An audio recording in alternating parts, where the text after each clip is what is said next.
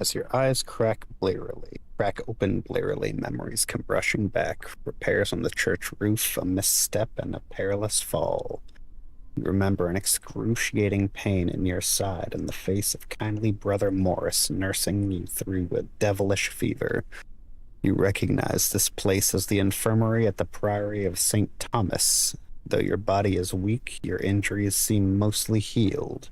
But the room is a mess, and you smell the iron tang of blood on the air. How long have you been unconscious, and what has happened here? You must find Brother Morris. Sounds absolutely lovely.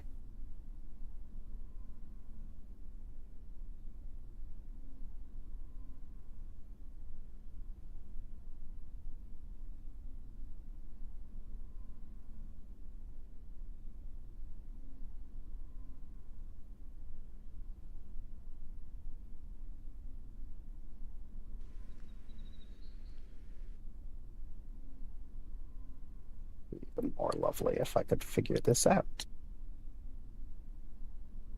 This is my first time streaming, so it's not going well.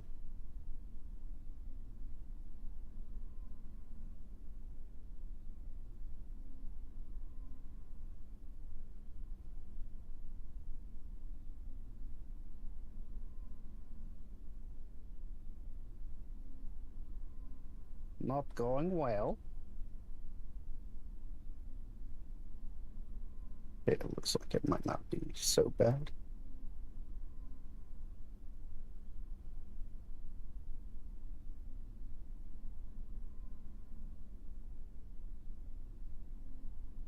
Not going well.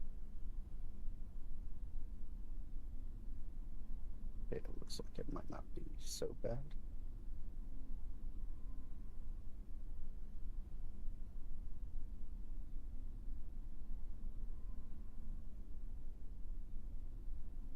Not going well.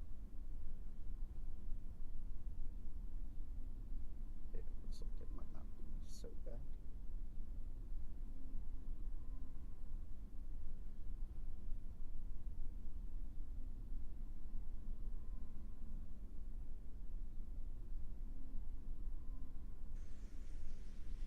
All right, let's get things started.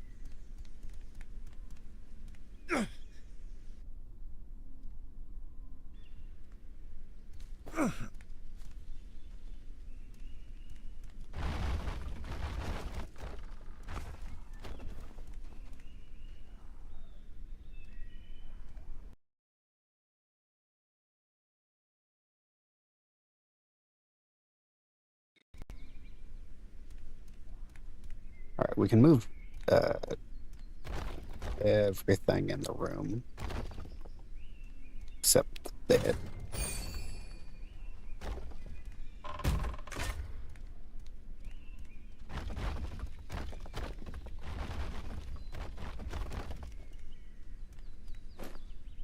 The end of the corridor, you spy Brother Morris, who treated you, but something about him seems wrong. Your every instinct is screaming to find a means to defend yourself. Perhaps there's something in one of the other rooms? Once you've obtained a weapon, press tab to open your inventory. Right-click it to open the submenu, then click Equip.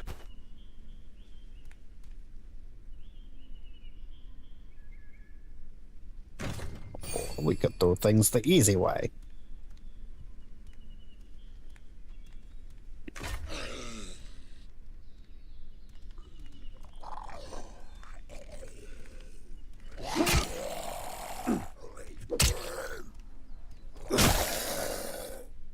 Did pretty good for a guy who's never held a weapon in your life. Nameless half-naked man.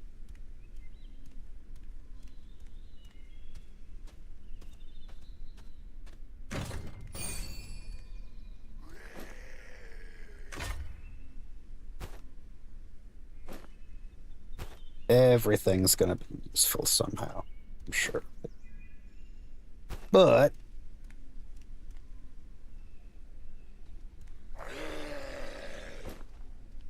old boy here can't carry much.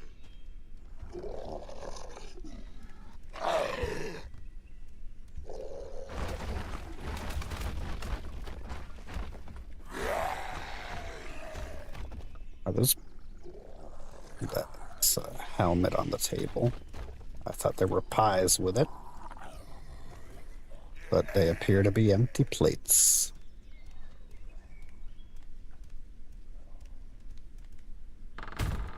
So this is a game that's been on my wish list for a while. This is just a play test, so there's not a whole lot to it as far as I'm aware. Um, it will be multiplayer. Uh, but the playtest is single player. Maybe the next one will be multiplayer and I can drag some people along with me to hell.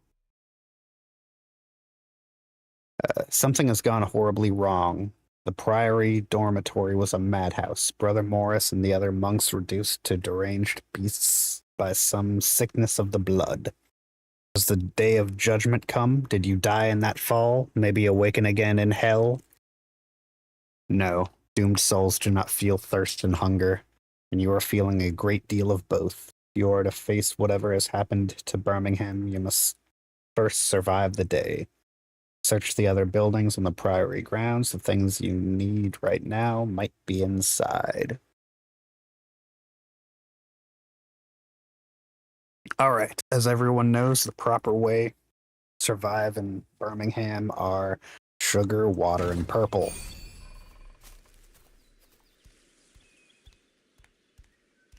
Leather shoes. Leather brogues.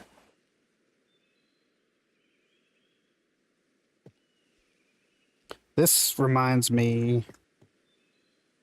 Well, I haven't put a lot of them on here, but I've played a lot of survival crafting style games.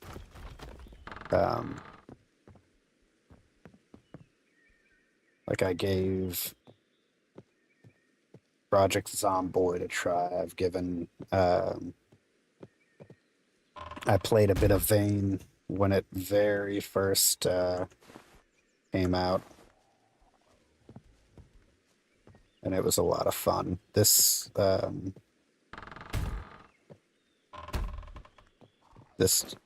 seems okay. Nearby items will show up there. This has similarities to a lot of other games. Familiarity is good.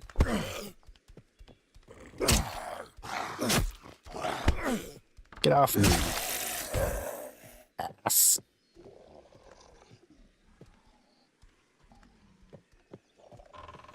Where the hell did you come from?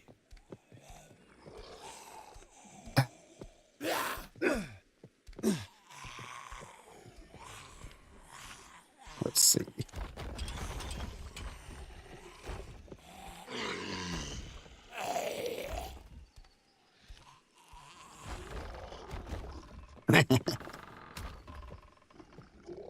Shift to rotate. Okay, yeah. That's good to know. Lifting stuff lowers your stamina, as it should.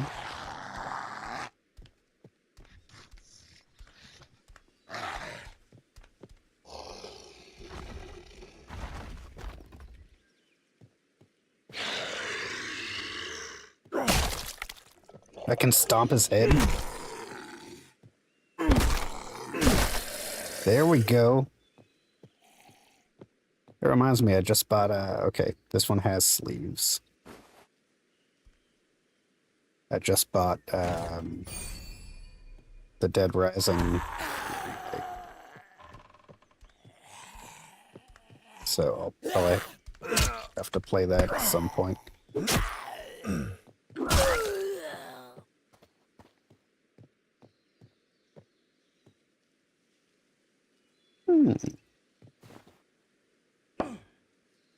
Yeah. Being able to disassemble, anything you see is pretty vain. Leather tunic, leather coat. I bet I can make bandages out of these. If I had the shit that I needed to disassemble them.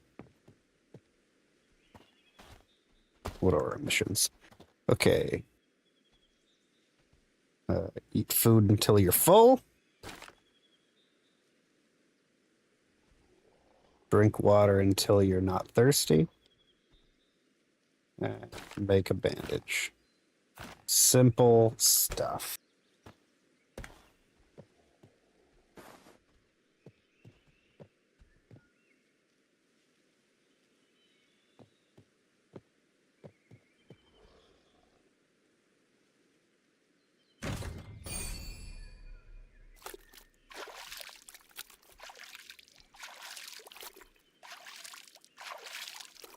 I'm sure that they would forgive me for washing my sweaty ass in the holy water, right?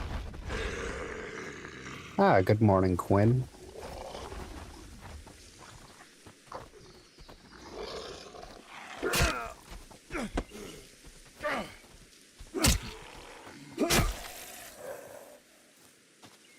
How was your day going?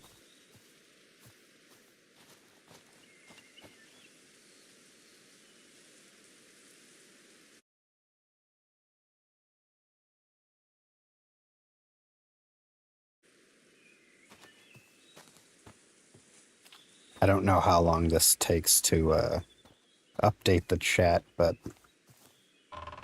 it is good to see you.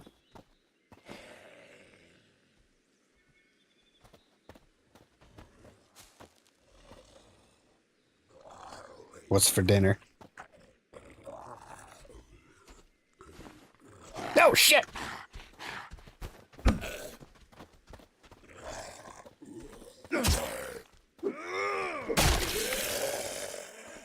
I was about to be dinner.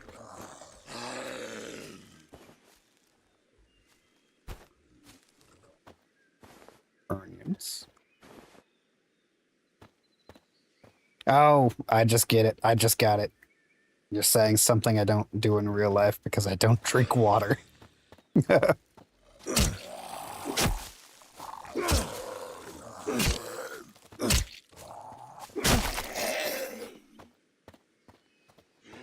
Sounds delightful.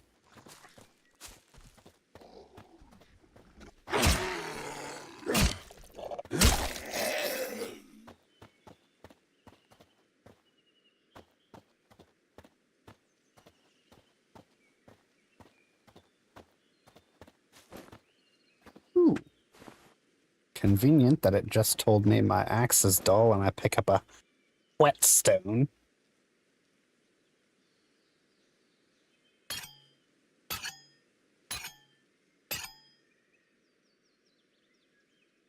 Okay, it says sharpening successful, which means all that means to me is that sharpening can be unsuccessful.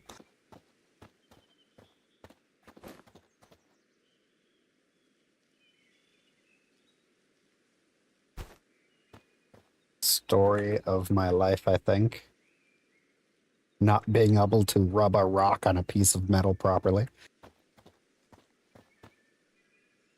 I'm not eating a half-eaten apple.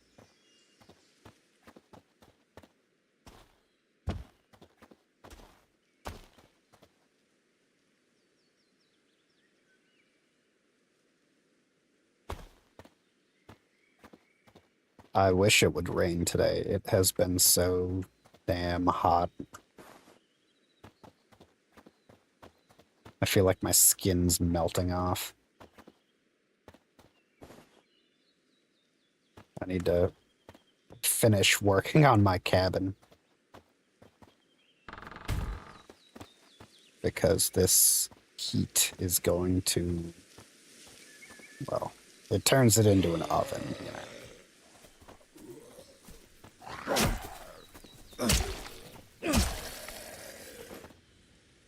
I hit him one time with a pitchfork and it dulled the edge.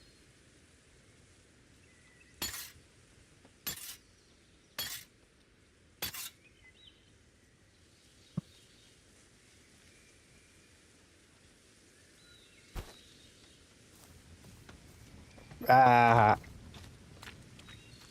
Are you sure you're not secretly a dad, Quinn? Fathers all over the world would be proud of that joke.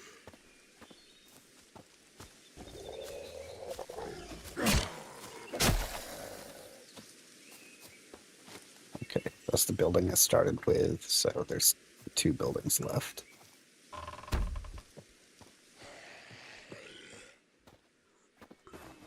A pork pie!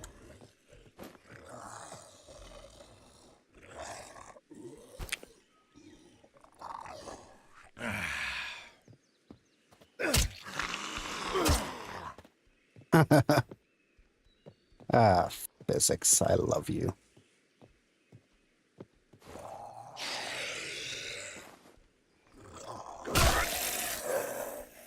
Alright. Getting whole wheels of cheese is just beautiful. No, as far as I'm aware, the updates for Subnautica 2 have not come yet. They've said some of the stuff that's coming. Like they hinted at the new game's equivalent of the prawn suit from the first game would be coming at some point soon, like in the next section. But it could be soon, it could be whenever the hell they feel like soon.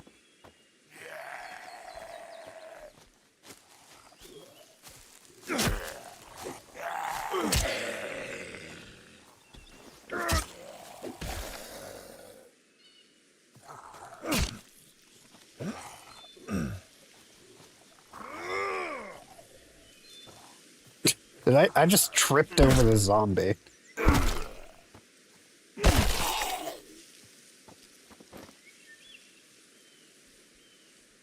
Wouldn't that be a hell of a way to go?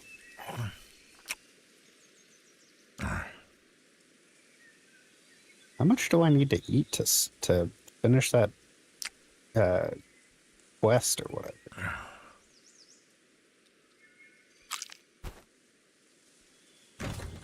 There we go.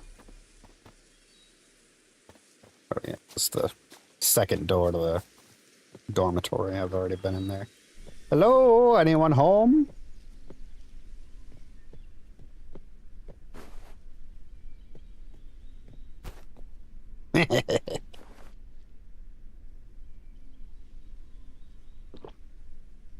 Drinking straight from the keg. This really is medieval England.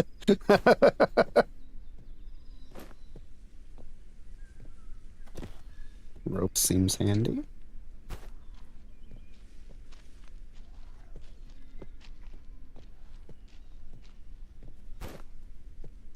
Hammer. Other hammer. Oh man, that ale keg is heavy.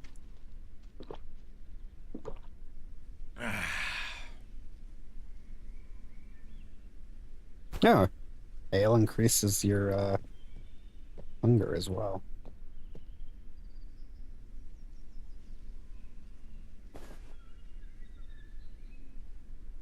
How much does that thing weigh?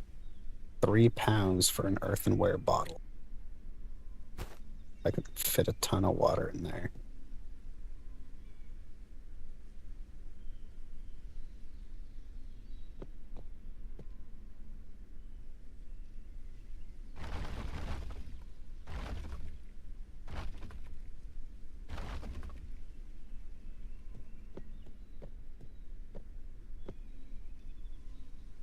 I picked up a torch. Let's see. I just fit the whole pitchfork in my pocket. Go with a hammer in one hand and a torch in the other.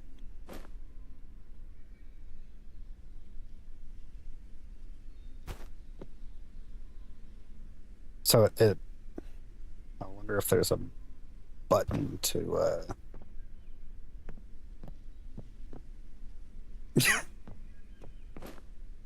You would die just by tripping over things in the apocalypse.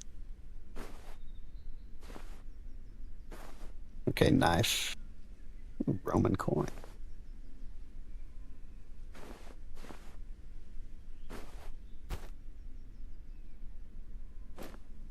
Alright, got knives so we can disassemble. I can be happy to see you and have a pitchfork in my pocket.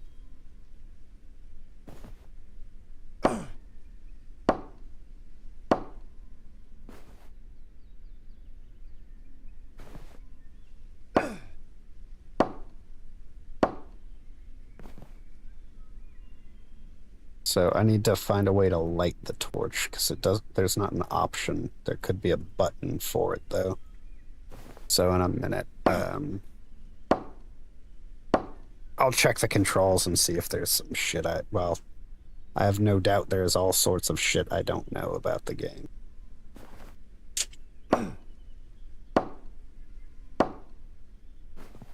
But for now, it looks like not only am I getting materials for cutting up some poor dead guy's jacket, I'm also getting sewing XP, which I imagine will be useful later.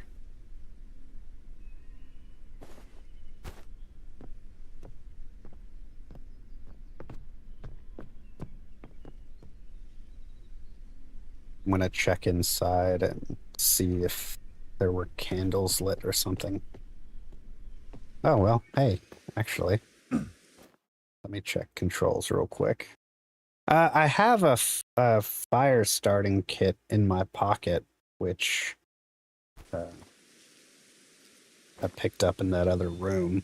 A fire striker and flint, but it does not give me an option to light my torch.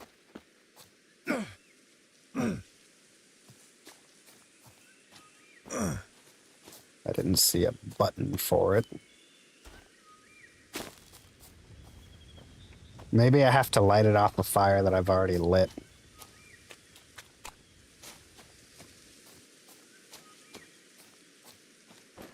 But also, since that says fire striker and flint, I'm assuming to craft it I would need multiple objects rather than just a piece of flint off the ground.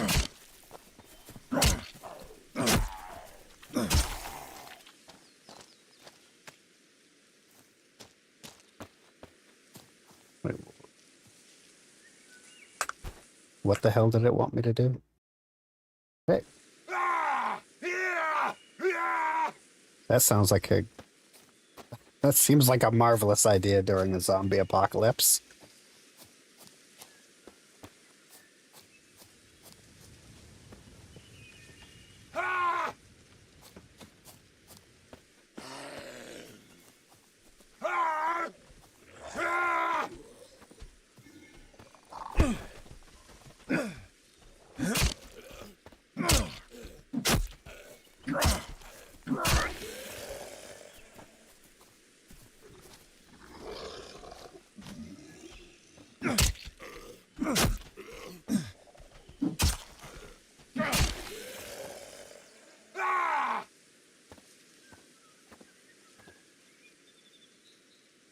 Okay, to make a fire striker and flint, I need flint, iron scrap, and straw.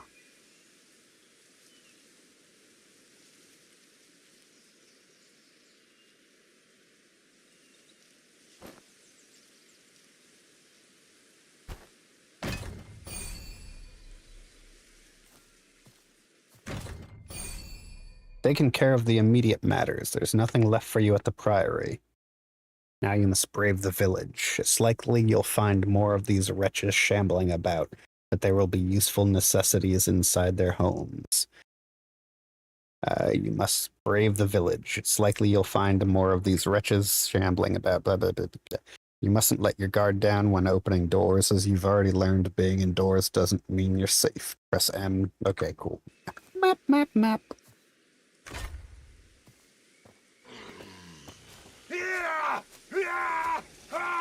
That one's for you, Quinn.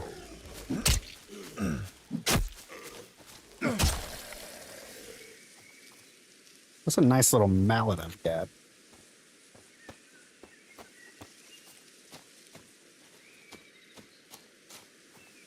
Ah, the nice peasant village. I was born here in this place.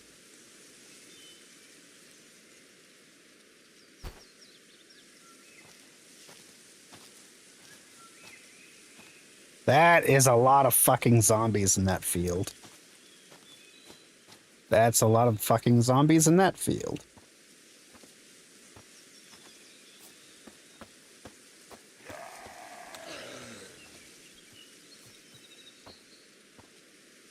Looks like I'm scared, I'm overburdened, and I'm sleepy. Story of my life, peasant. Story of my life.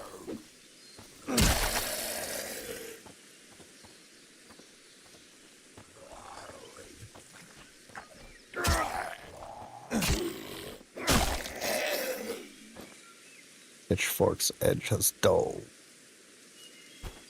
And it looks like it's about to break.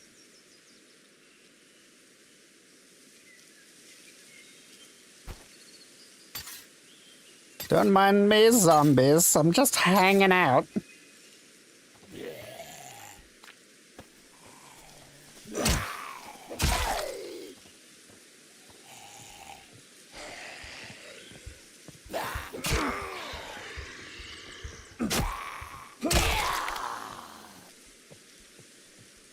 What was that?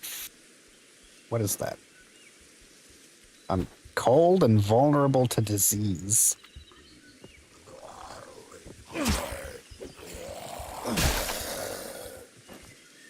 I feel like my pitchfork's gonna break really soon.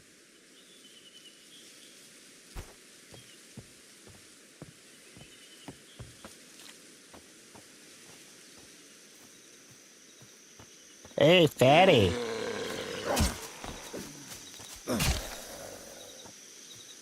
What the hell's this?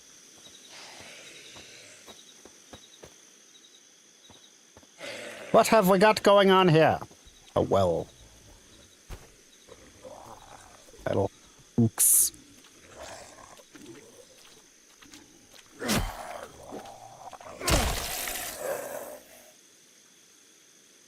Ah. That was good timing. Didn't realize my dude was changing facial expressions when he was stabbing things. A raw pig leg! Sounds delish! Ooh, leather trousers.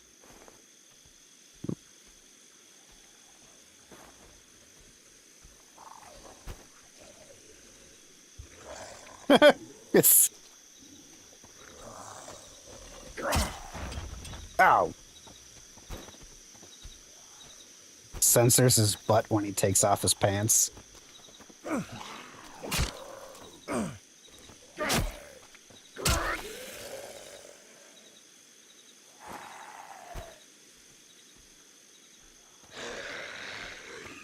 I haven't even shouted in a... Get away from me. Asshole.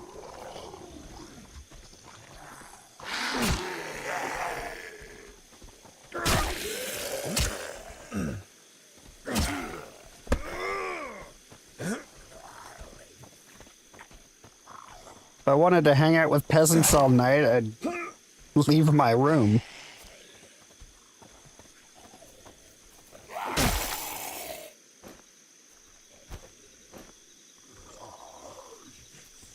Oh, my whetstone is gone. There's another one in that box there, though, so...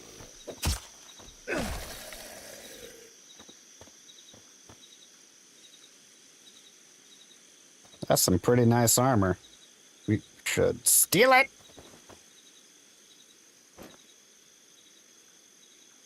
No whetstone? Oh, sewing kit. Which means I can throw away this knife. Ointment, probably a good idea. Flint, probably a good idea. Metal hooks, what I needed to fix the well.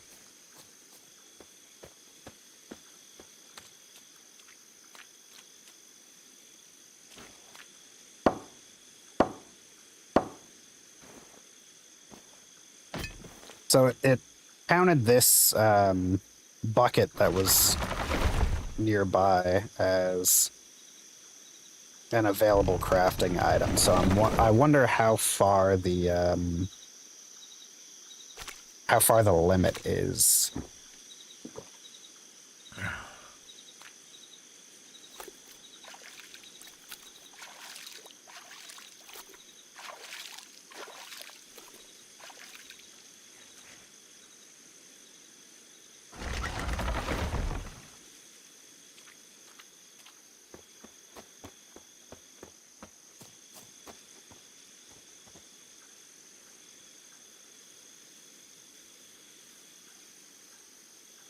Well, that makes sense. A long wooden stick is just two sticks tied together. Okay, I can make a fire pit. Straw bed. Straw storage basket.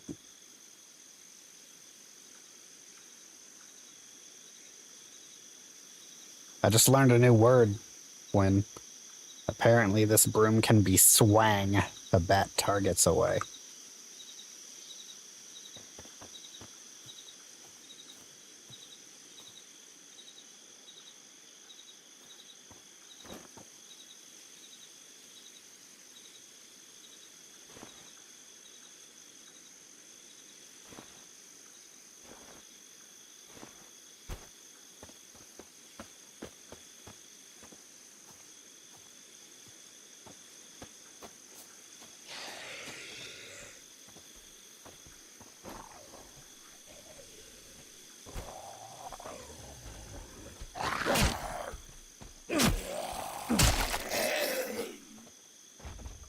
Sucks to suck. Okay, we have onions. Spoon.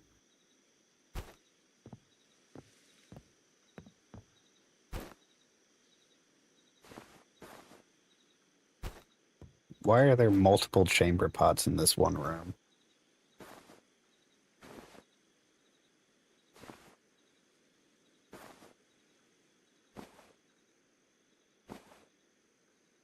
There's a lot of stuff in here. My guy can't carry very much.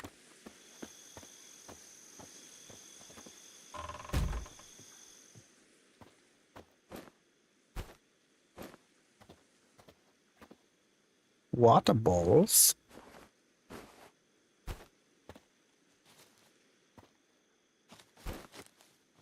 Bunch of straw.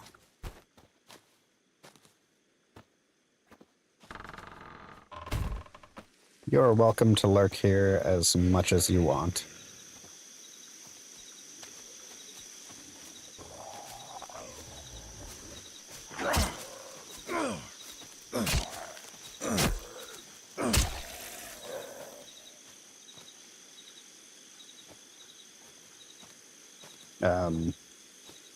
Also, Quinn, if your husband, who will not be named, hasn't heard, Lords of the Fallen is actually being brought to Steam. It's not an Epic exclusive anymore.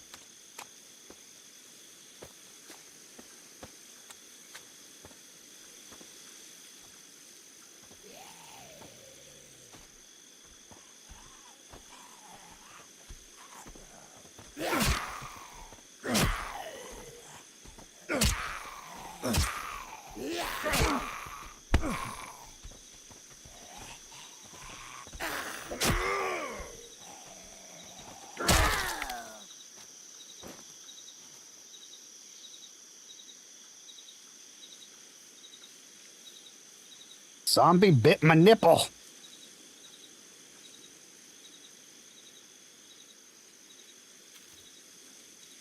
Okay, so makes sense having to take your jacket off if you're putting on a bandage.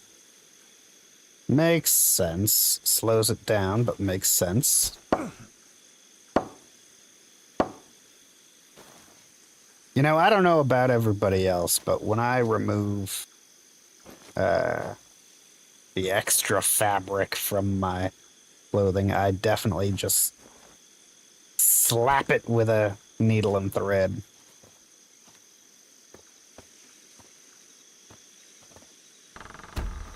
This is the first actual house.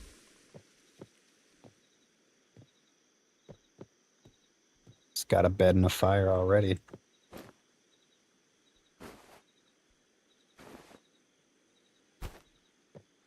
That could save some time. Num num num num num num num num num num num num num num.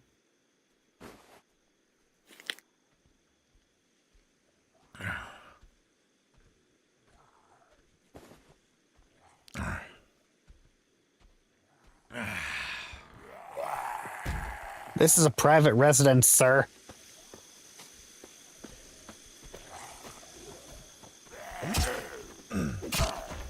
Oh, shit!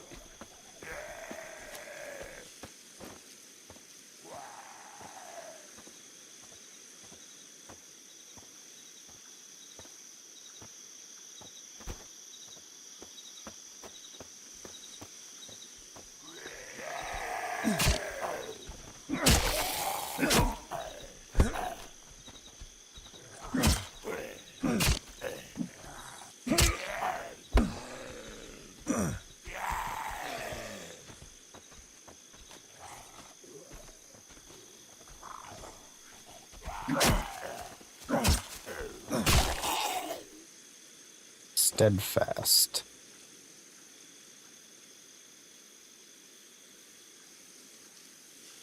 Okay. Less likely to be scared. Now I think I'm less likely to be scared.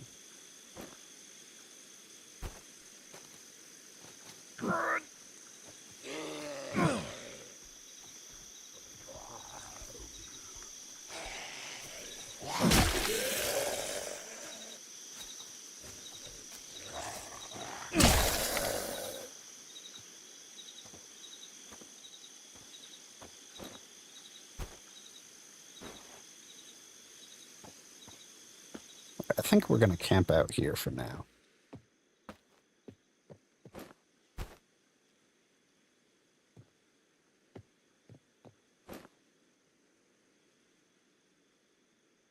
I don't know why I picked up a broom. I probably don't need it.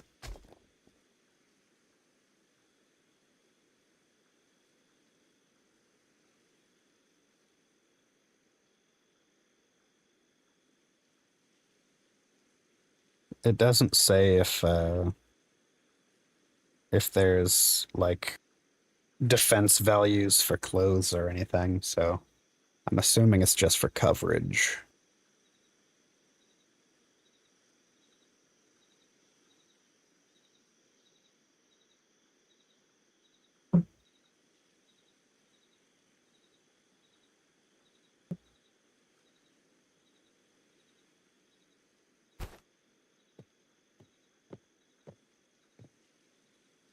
Nail planks and sticks.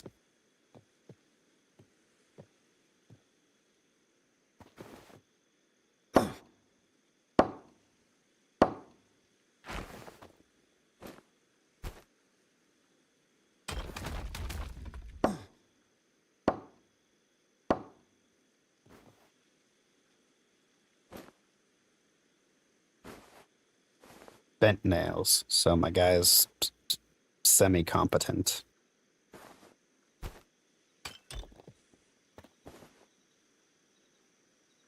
Got a lot of food in my pocket now.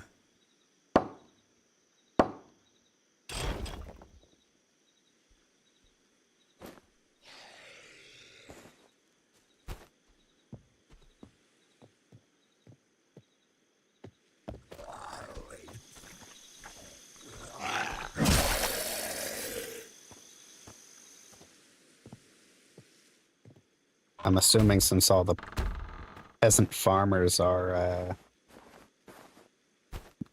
zombies, that it's going to be difficult to get hold of food. You have to upgrade your carpentry skill for nailing a board of wood over the damn window or door. There we go.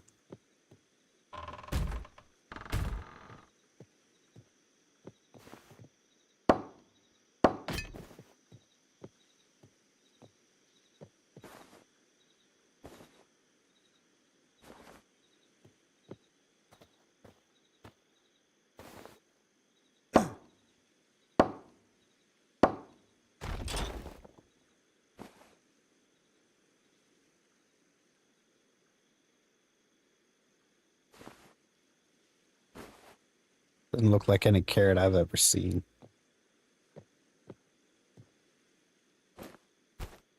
Looks purplish.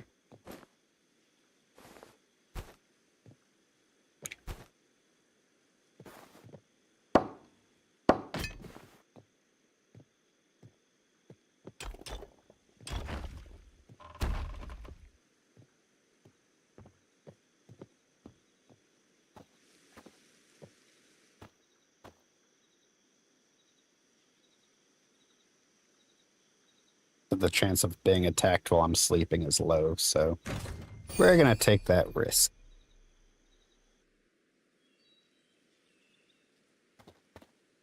So apparently I'm going to get very thirsty while I'm asleep.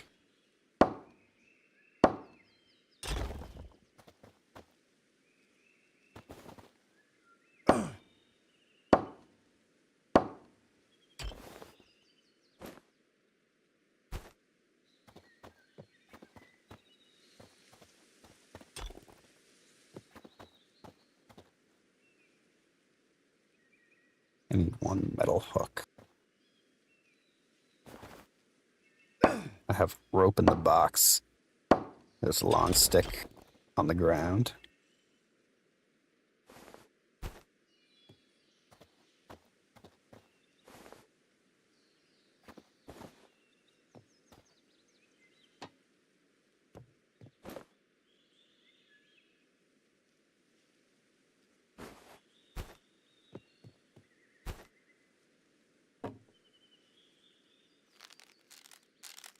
I wonder if I can cook anything other than pottage.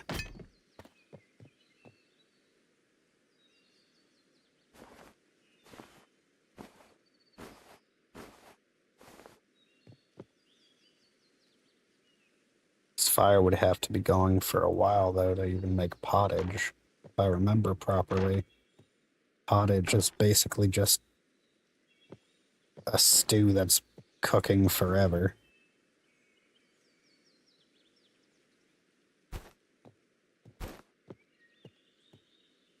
Just throwing new shit on top of old shit.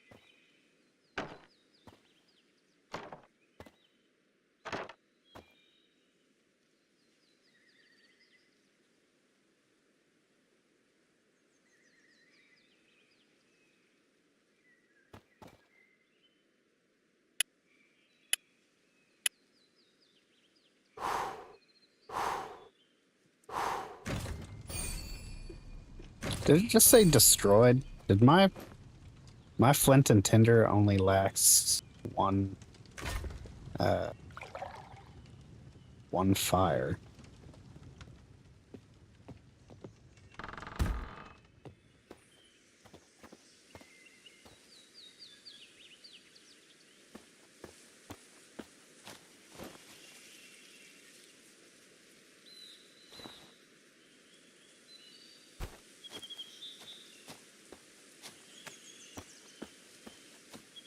Next quest is to go find a well, which I have already done.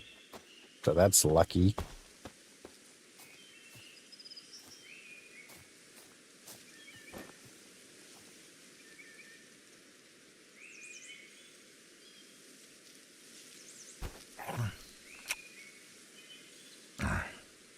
Oh. Apparently that pork pie was spoiled.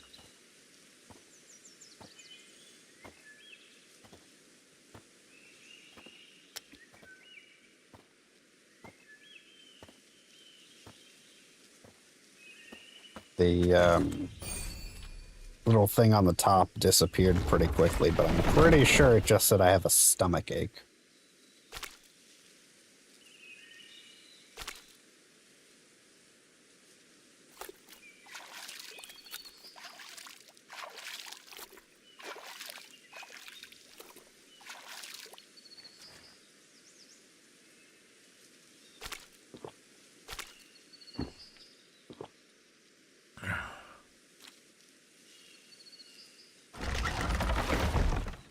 So, this guy is going through many stages of misfortune simultaneously. First off, he's some medieval peasant. Second off, he has the terrible misfortune of having been in Birmingham. Third, there's a zombie apocalypse of some variety. Fourth, he got his nipple bit off by a monster. And fifth, now he's got a stomach ache. All of the misfortunes you can imagine this man is currently going through.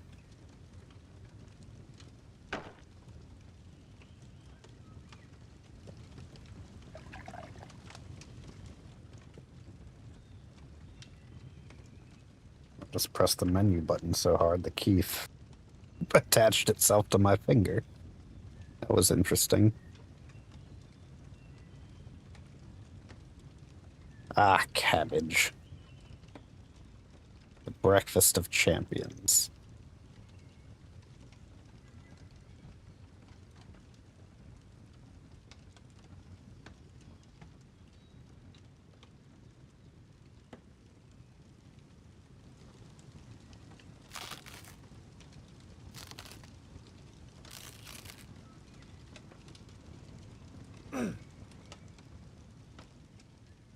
Oh, hang on. Ah, ha ha! I can ignite my torch off the fire. Delightful.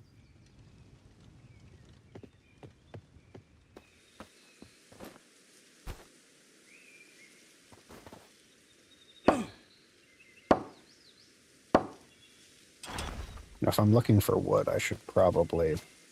What the hell happened to my foot?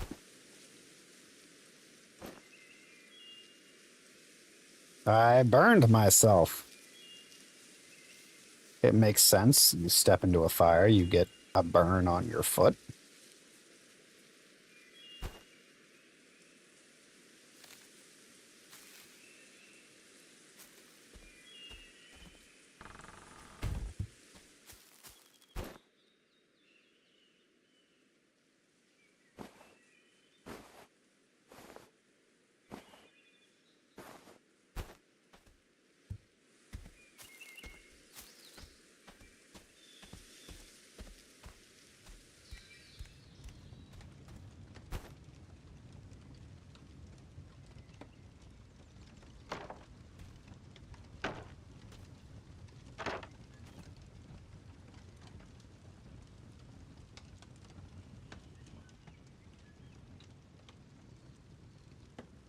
Alright, I can make a fence. Tinker's workbench. And a sewing workbench.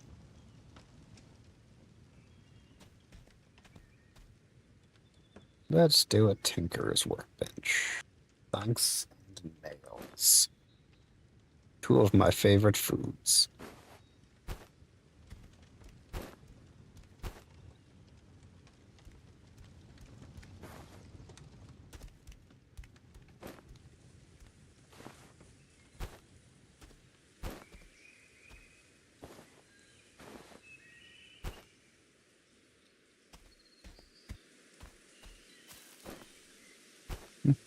Mm.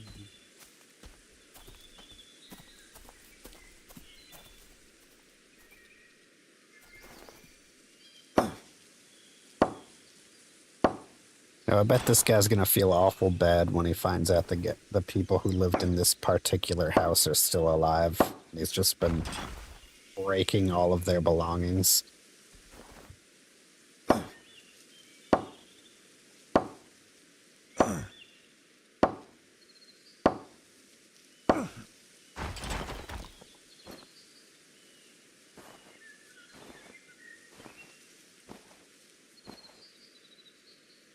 Also, I'm glad it did that little zoom in thing when he bent over like that, because otherwise I would not have remembered he took off his damn shoes to put on the bandage.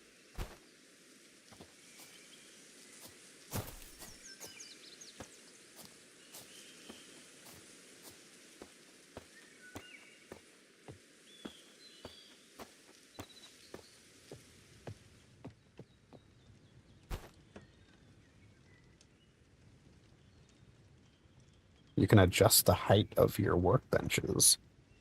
Isn't that lovely?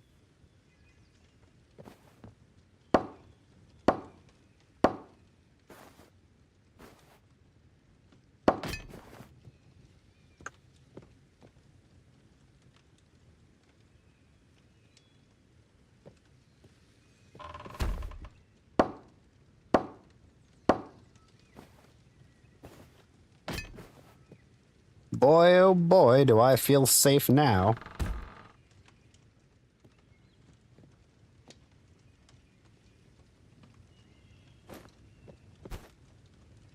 Alright, I'm supposed to eat this shit.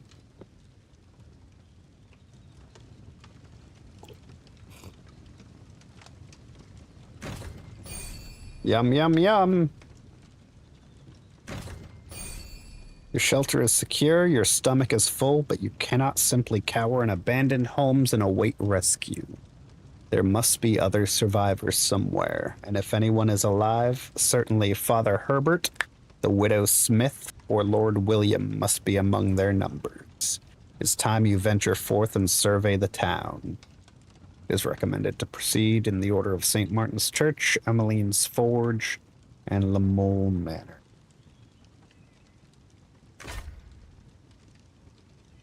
Okay, that's Roger Lamole's house. That's the Forge.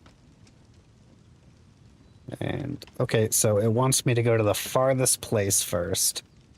That makes perfect sense from a design standpoint.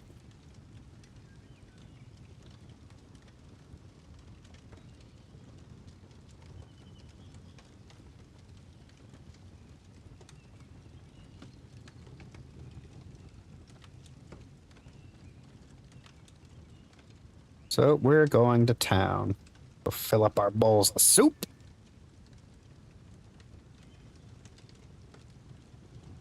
We'll go wash our stinky ass in the well.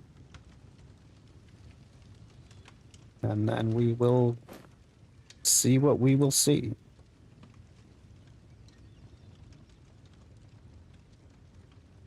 I don't need all this. Well, actually, I should take a nap.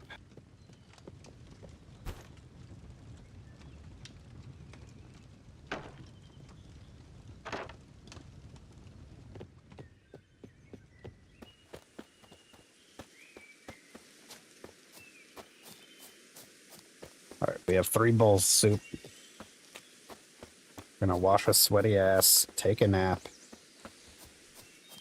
and get the hell out of here. Go to town, see if we can find, what did I say the guy's name was? Father Herbert. We will look for Father Herbert.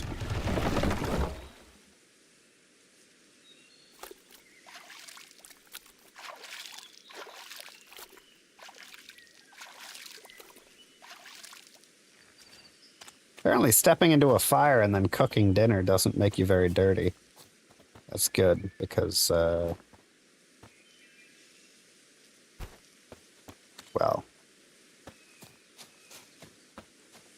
there's only so often you can wash your sweaty ass in the middle of Birmingham, England in modern times, let alone, medieval Birmingham.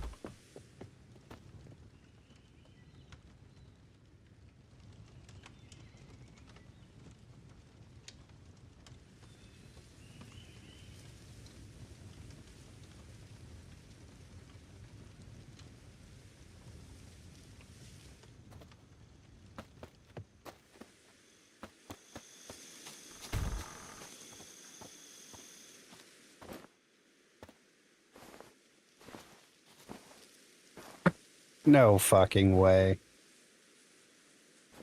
Nice. Nice, nice, nice. Somebody just kept a short sword in their fucking firewood shed.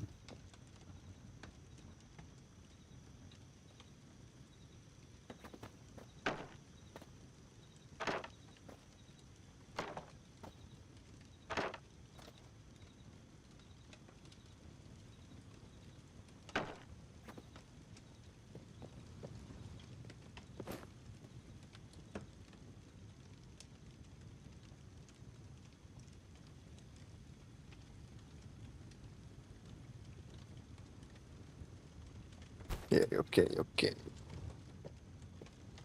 And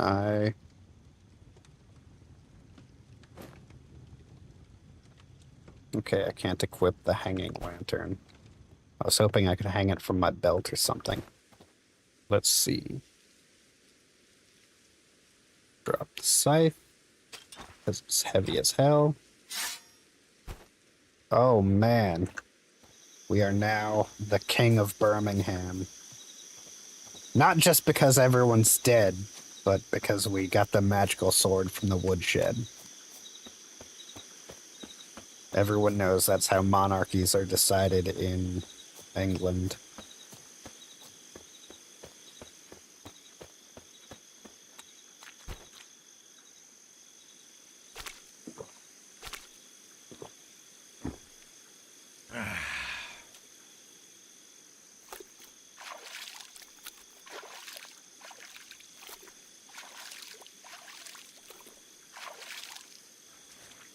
All right, Quinn, what do you think? Should we be searching houses? Or should we run straight to the church it wants us to go to?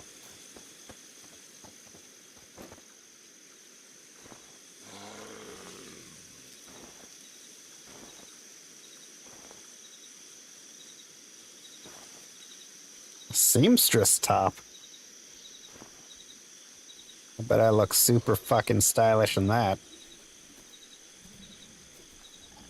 Oh yeah. I look like a fucking champion. I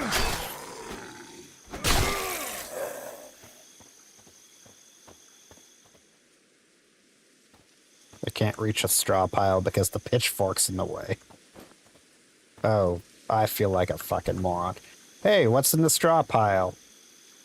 Hint, it's straw.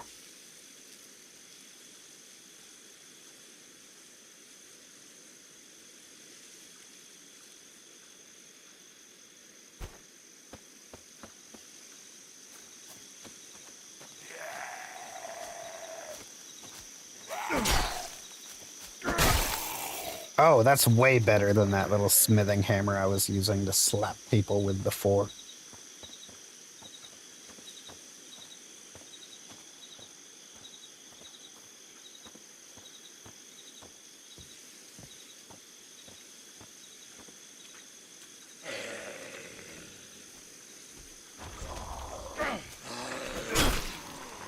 Are you serious? I somehow hurt myself on him. Because he sure as hell didn't hit me.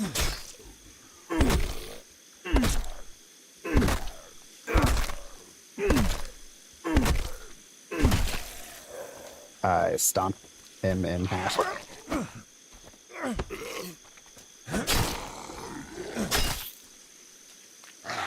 Get away from me, Tubby!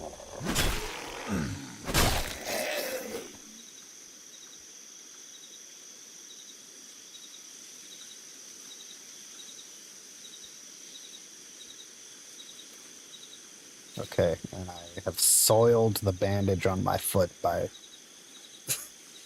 stomping a zombie.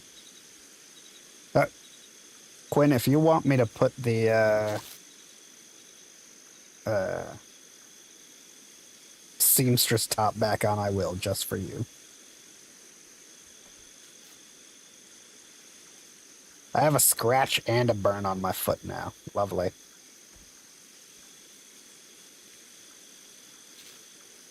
I need to stop stomping things for a while, I guess.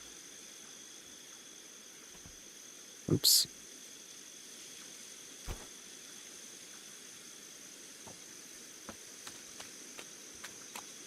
This way.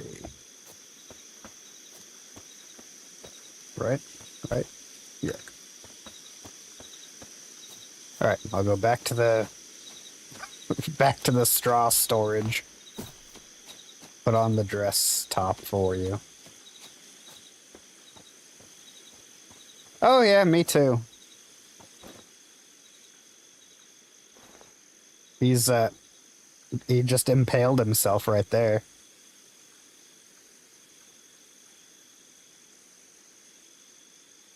Might as well cut this up and use it for bandages. I think I've used all of my bandages now.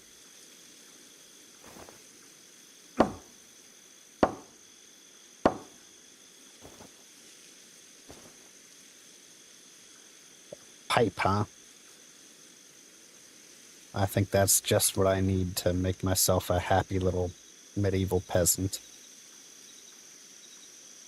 Oops.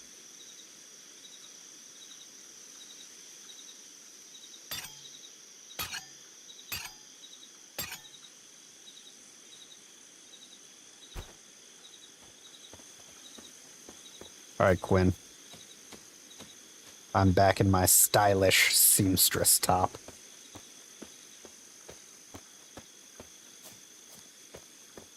You might have been eating when it happened, but when I was holding the pitchfork, I went to bathe and he kept the pitchfork in his hand. I'd just cleaned a bandage.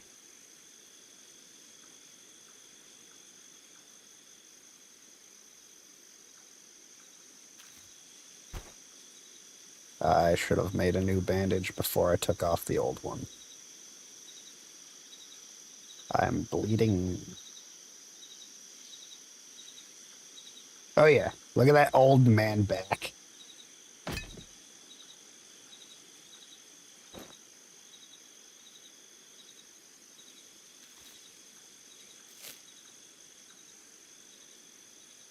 That is the strength of experience he's got there.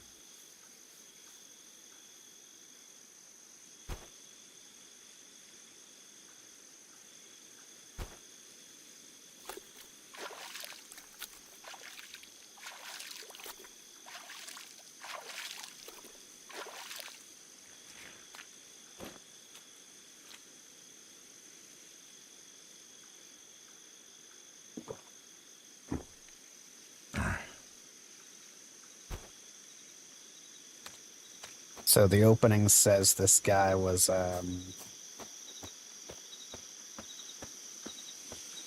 working on the roof of the priory.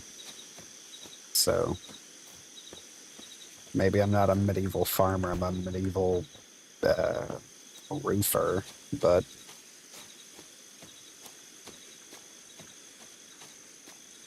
strange that he also said when he picked up the little axe in that first room, he says he's never swung a weapon in his life.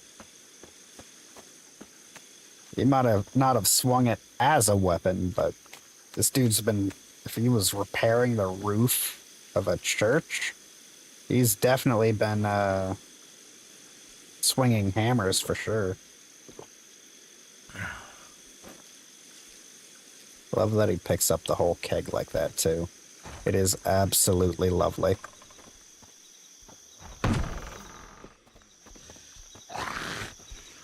Don't come at me with your pants on, man.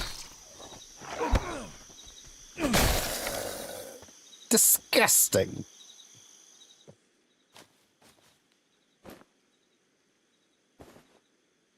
Sorry, I have to put this coat on. Because the seamstress top is apparently not particularly warm.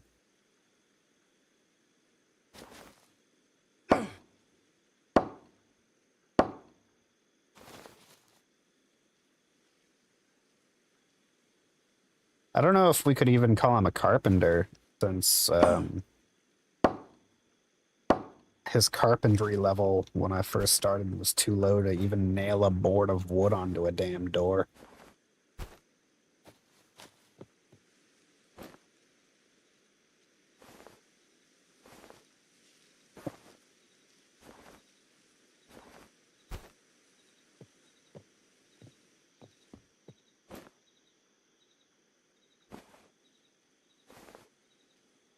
I wonder what's warmer, tunic or coat.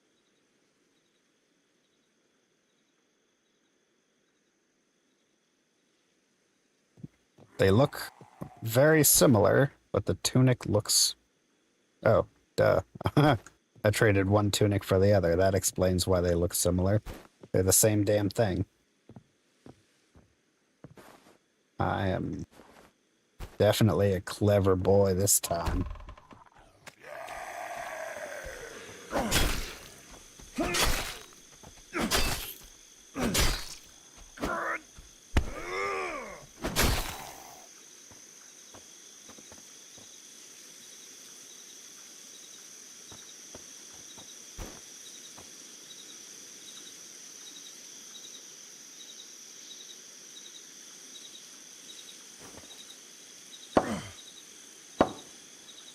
Need to sharpen the old sword.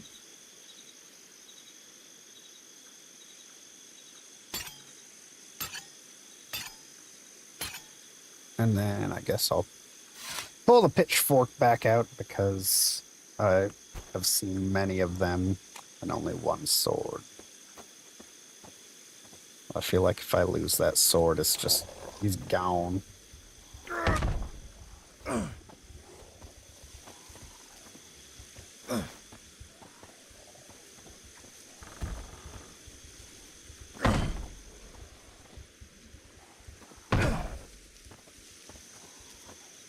I could probably disassemble that door that they're up against, but it seems like there's several in there.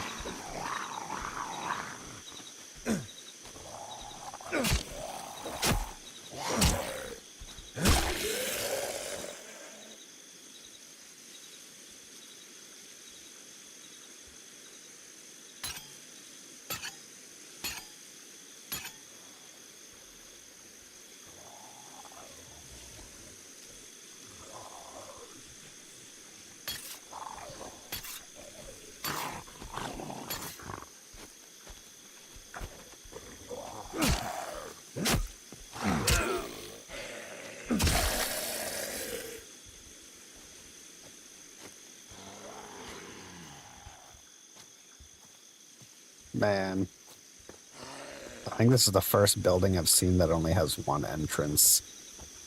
And the fact that it's apparently teeming with zombies makes me feel like there's gotta be something good in there.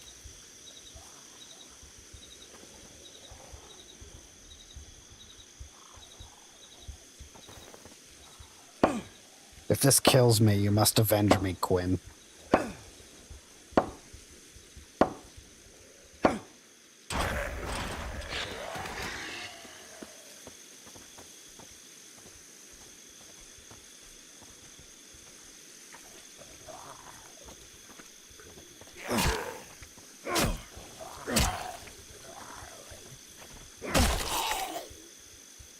I don't know.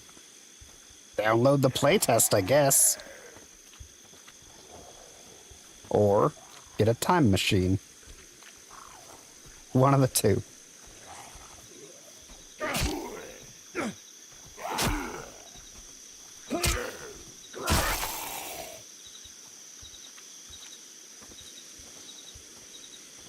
I guess the final way would be a plane ticket. Birmingham still exists.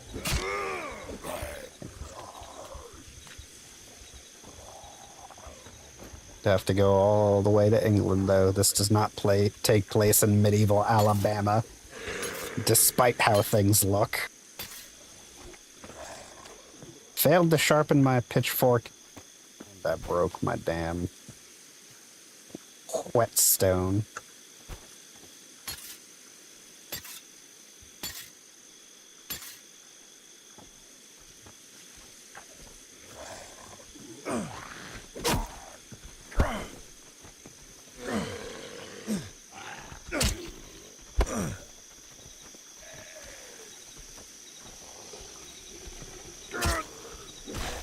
There had better be something good in this damn barn.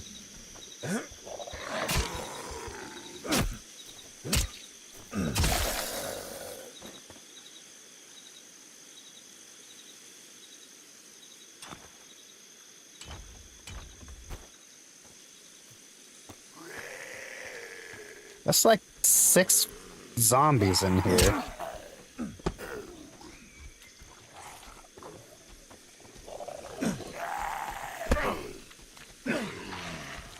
Nope, nope, nope.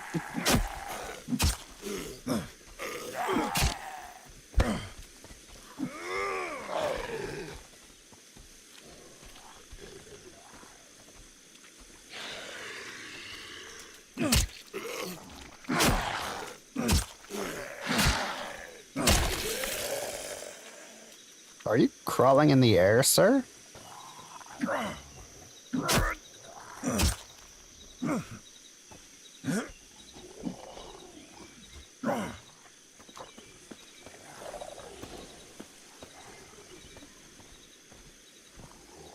A lot of these zombies around here are wearing tabards, like they're fucking watchmen or something.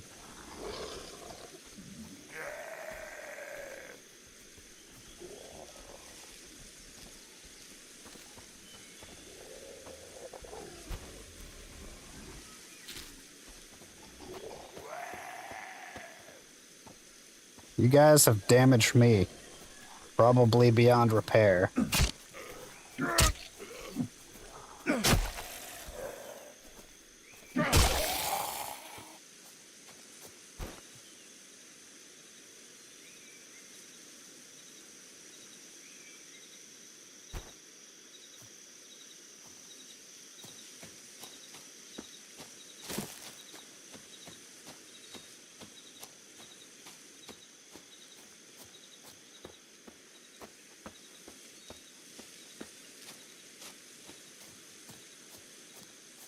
I know one of these boxes around here.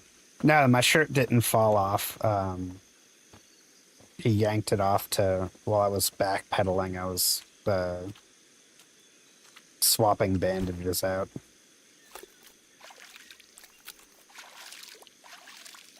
It's under the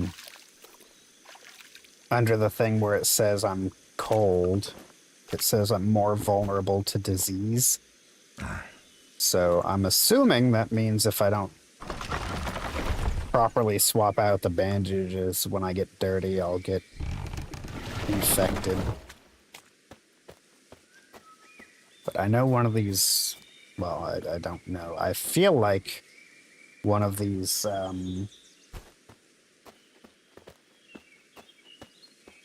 boxes over here that I'd looked at had another ointment in it, which I could really use.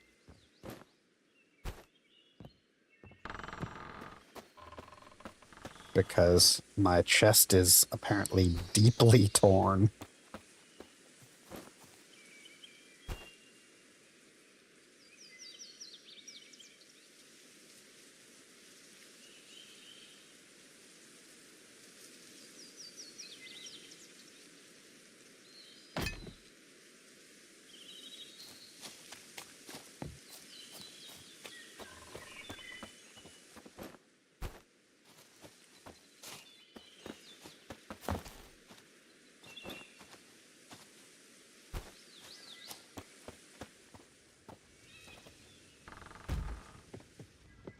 Another couple buildings over here I didn't check.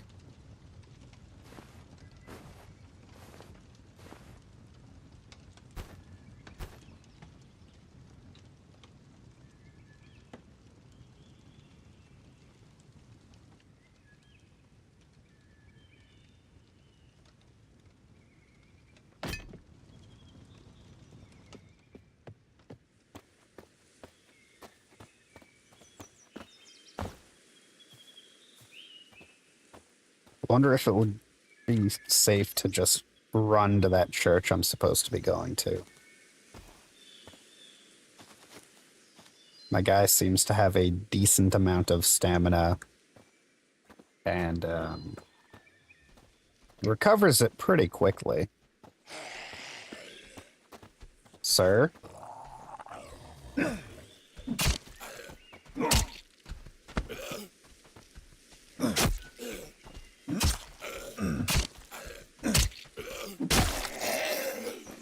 I just swapped out this bandage!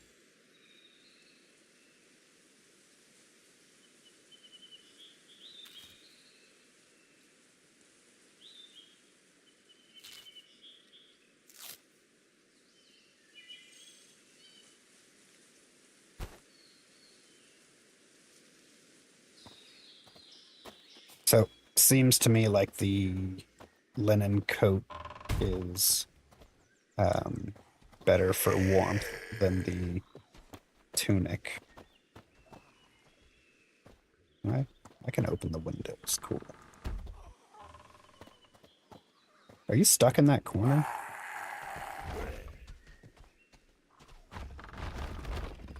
Idiot. Ointment.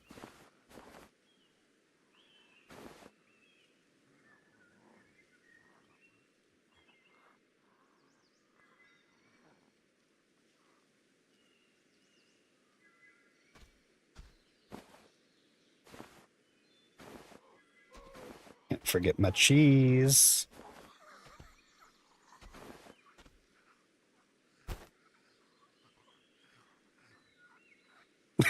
I hit him with a barrel and he decided he's in timeout. Nice.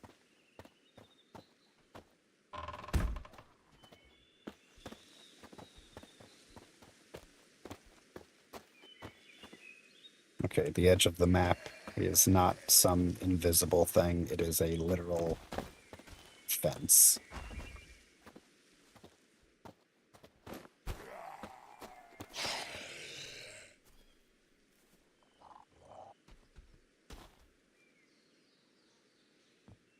Lovely.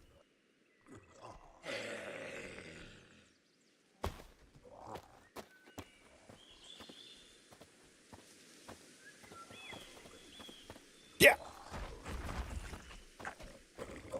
I said, yeah.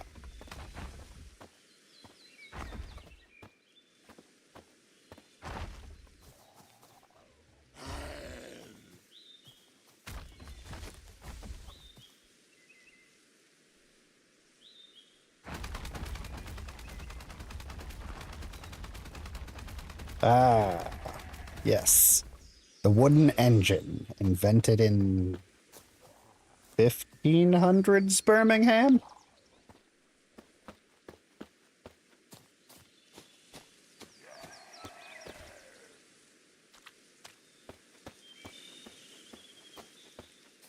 Nope, nope, nope, nope, nope.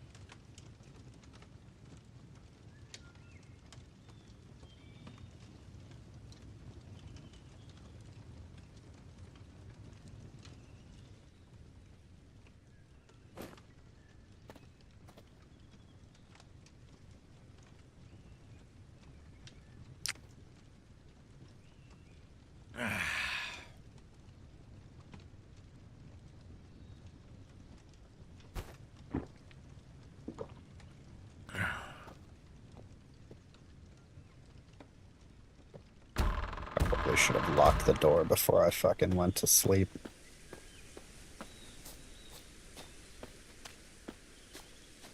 Alright, I'm gonna try running to the through the town and to the church after I wash up.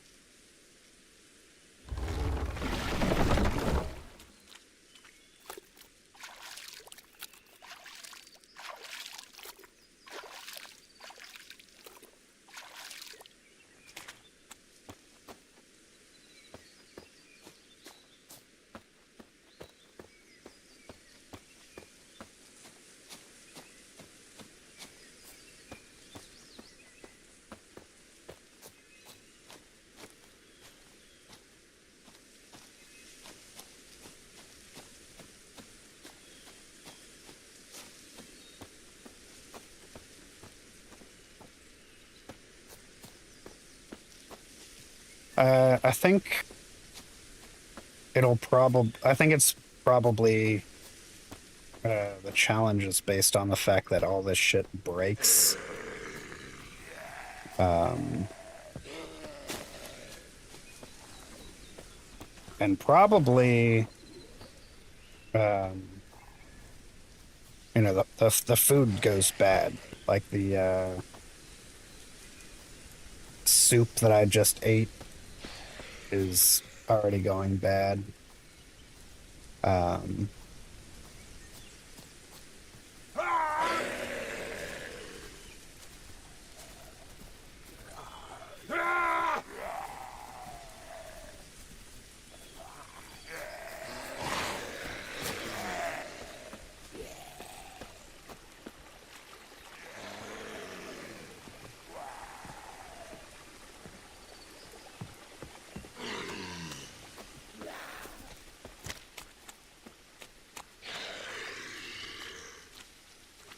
I think this is meant as like a more slower pace thing. Um, so really, I think the game seems enjoyable so far. Like it's not fast paced like like a lot of games that like zombie games that take place in like more modern times.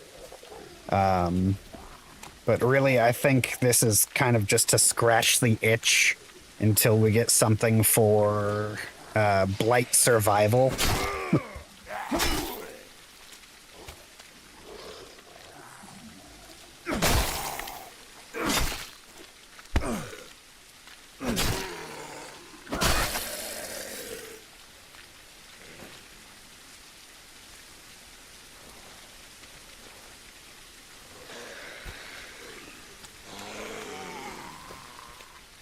Oh, yeah, I yelled at them on purpose to make it more exciting.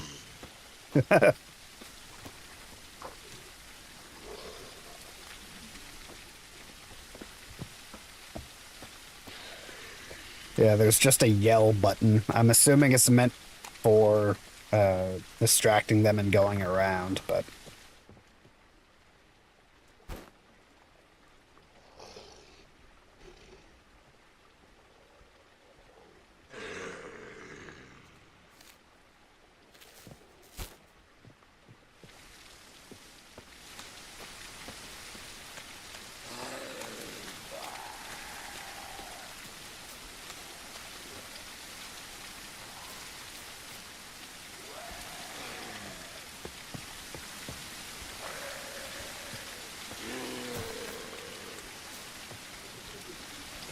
it's just something new.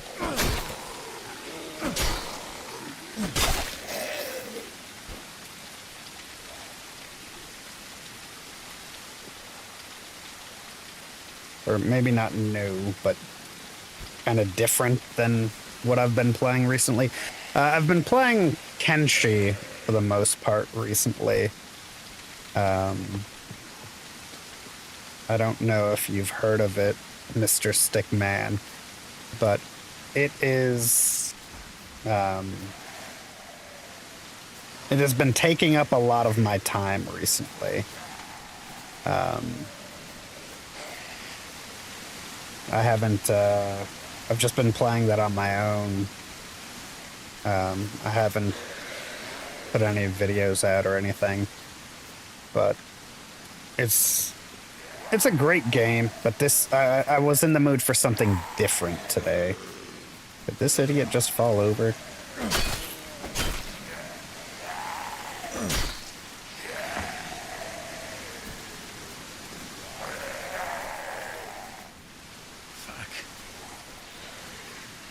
Quinn, I told Vendir that I would stream it for him at some point since he got it as well.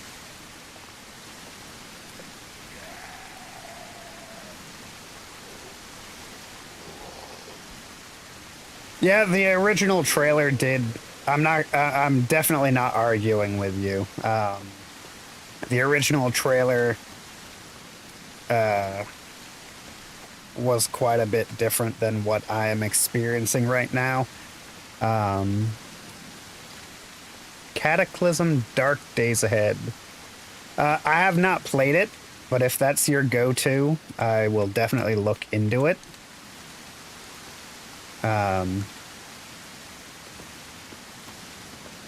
Quinn and I played 7 Days to Die for a bit with a couple more people. Cataclysm Dark Days Ahead. It's got a cool name, at least.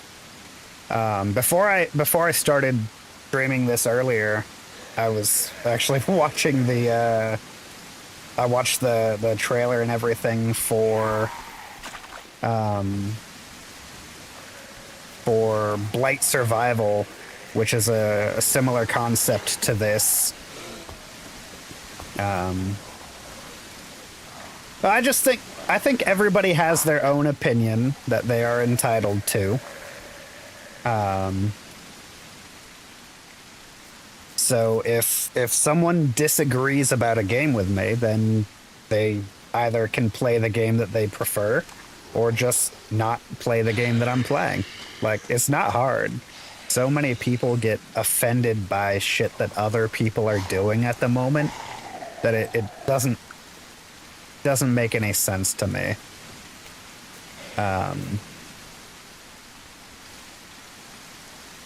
I appreciate you coming in and chatting.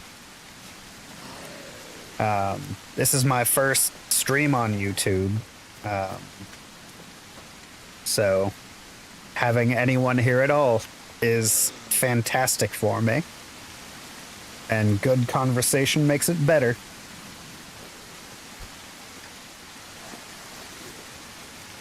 Okay, yeah, this is the right church. But yeah, Blight Survival is in a similar vein to this, theme-wise, but it seems it'll be more action-y.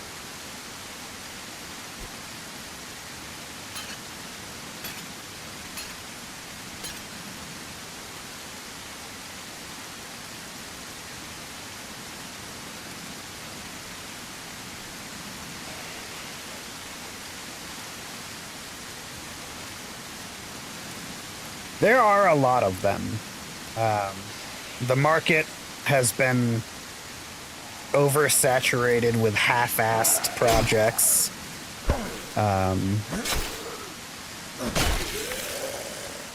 So when a product comes out that actually comes out the way it was advertised, people get excited.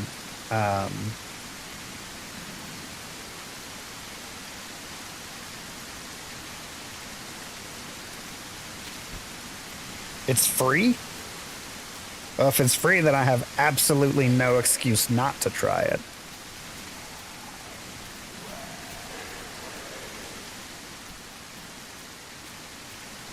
What the hell's wrong with me now? I'm sick! Because I've been in the rain. Mother of all fucks.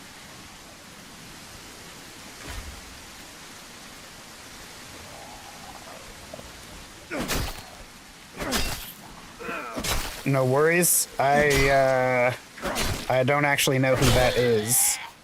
There's only a couple YouTubers that I actually watch.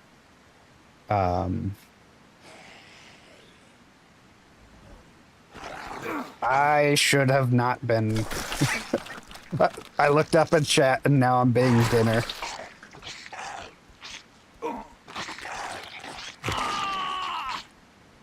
Get the hell off me! Can I just not get free?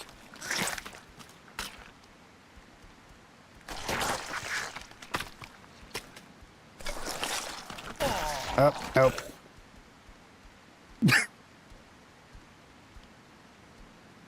No, not at all. Not at all.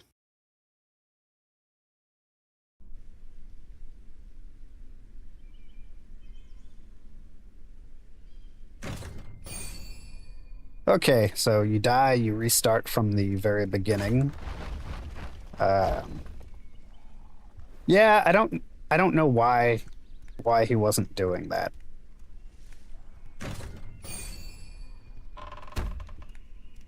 So it looks like it's putting me through all of the uh, exact same like tutorial quests again.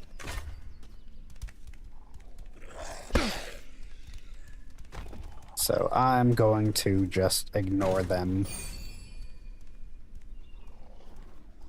What kind of hard? What kind of game is it? Like, what's the gameplay style? Is it like 7 Days to Die? Is it an RPG? Is it well, not like an RPG. I don't assume any zombie game to be an RPG, but like, what's the gameplay style? I guess is what I should have asked.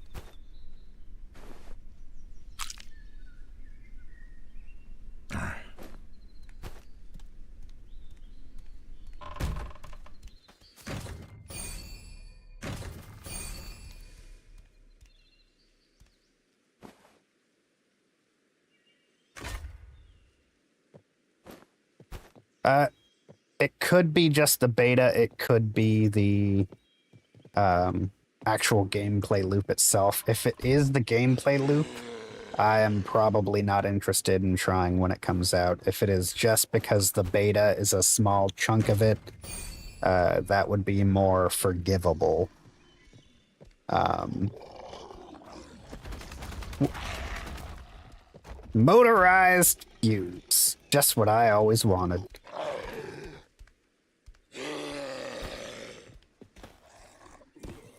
I'm going to skip all the tutorial shit and see about running right back to that church.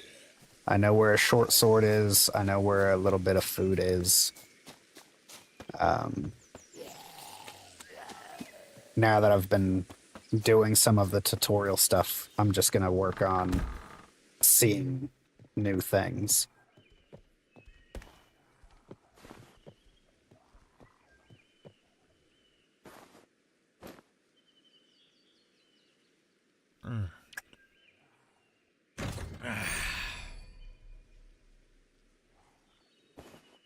Okay, that seems like it could be fun, yeah. I'll give it a shot.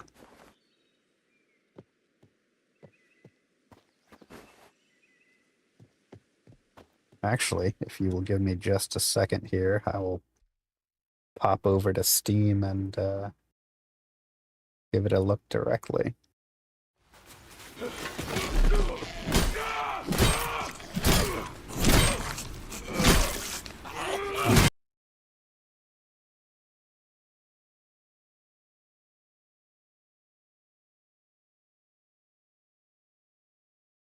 All right. It is 16 doll hairs. It looks just looking at the screenshots of it on the Steam store. Um a couple of them look vaguely like RimWorld.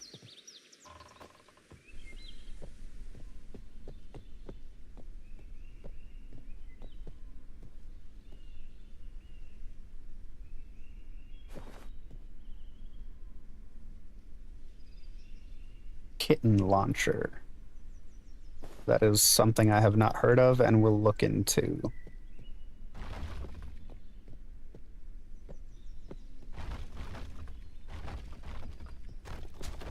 Oh well, I give up on that.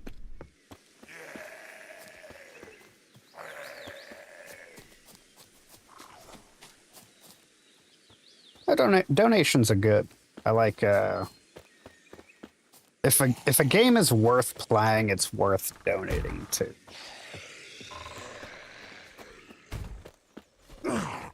Don't get. I buy a lot of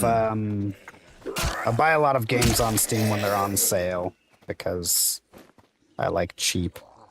But if I play a game for free and there's a donation for it and I feel like it was worth playing, I'll generally donate. Like there are some games that have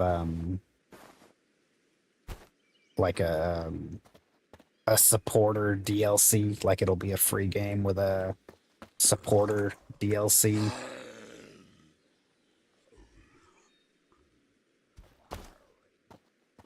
Half-eaten apple, don't need that shit. Oh, lovely. All right, learn something fun. Don't jump off a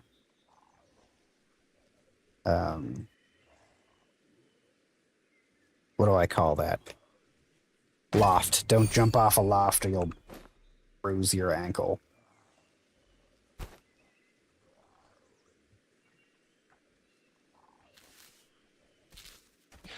Yeah, I'll definitely give it a look. Well, I have given it a look. I will definitely give it a try.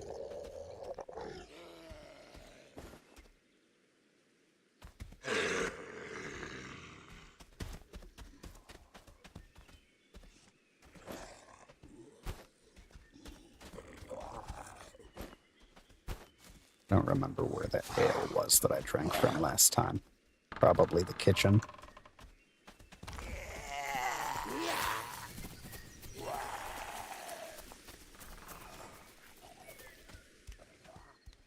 Yeah, that makes sense.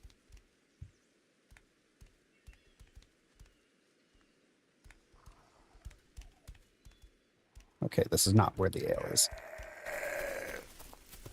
Sorry, brother. Didn't mean to get so close. There you are.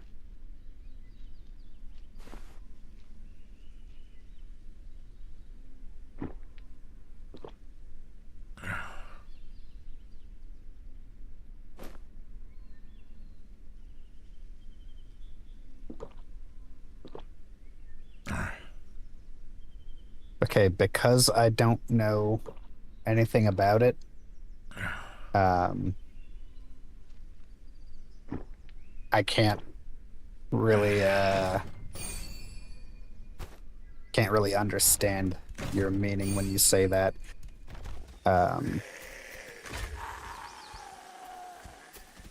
Okay, that I can understand.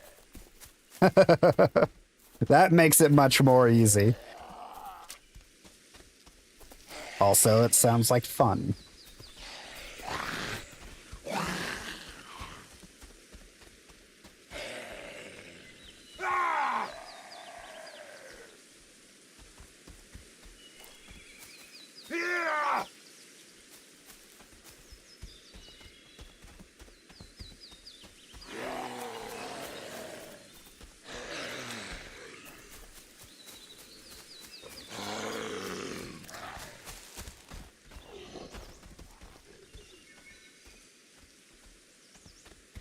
Okay, so you start off as a person and then you mutate into something of your choice, or is it affected by uh, like any randomness or?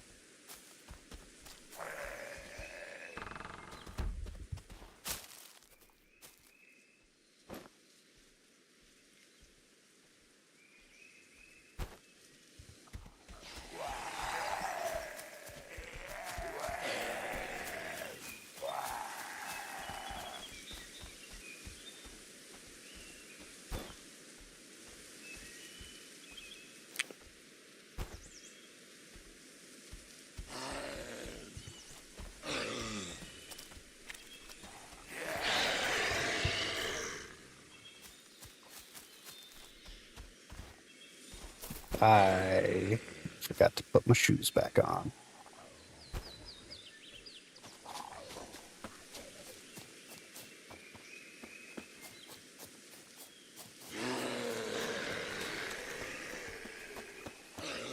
So it's not something you can just be like, okay, I want this guy to be a fish.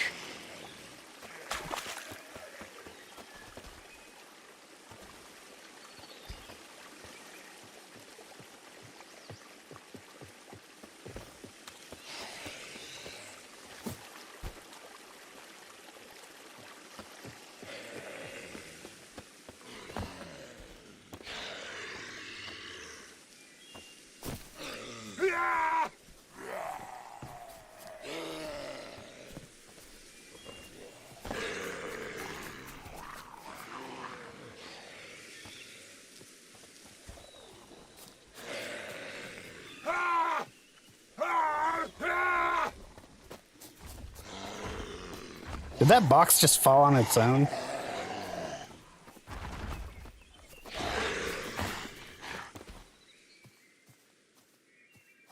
Yeah, like I said, I've been playing Kenshi, and one of the things you can do on it is, like, it's pretty easy for your character to lose a limb in combat. And there are two groups of people that'll make bionic arms for you. It's either bug people or ancient robots.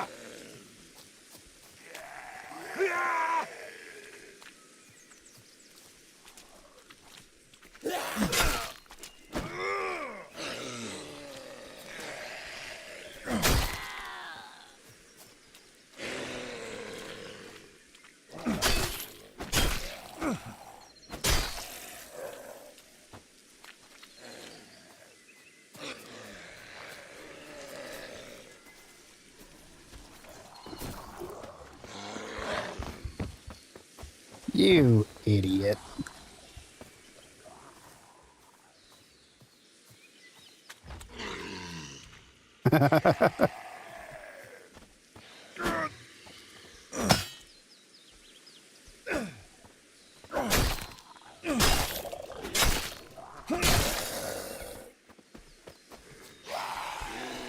Yeah, it could just as easily be any random generic European town.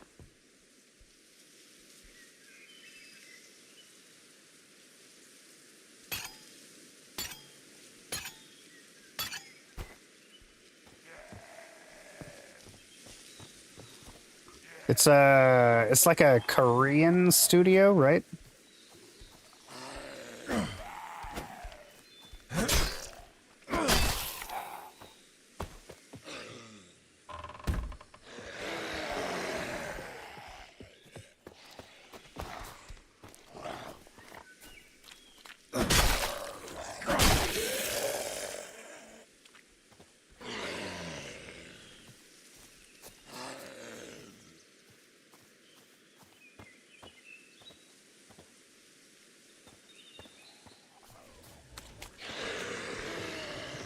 Yeah, so probably made by people who have never been to any England, let alone medieval England.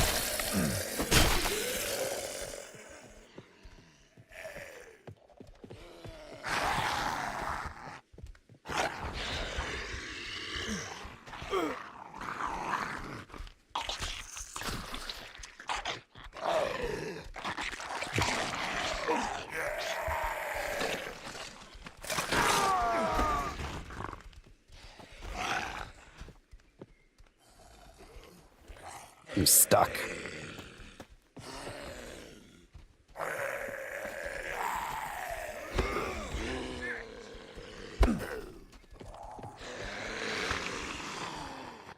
Yeah.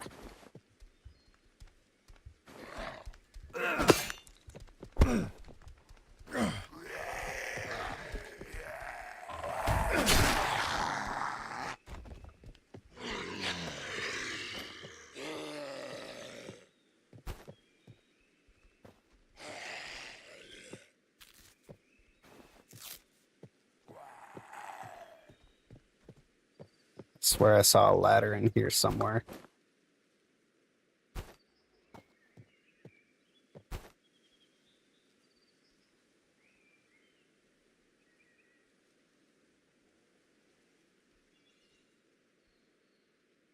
Oh, nice.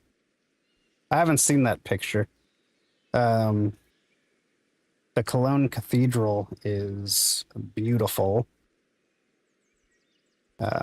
I'd like to visit it at some point.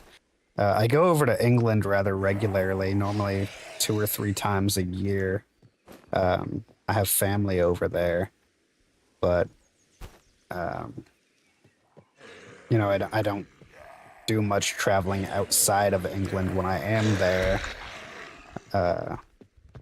As I'm there to see my kids, and they're quite young.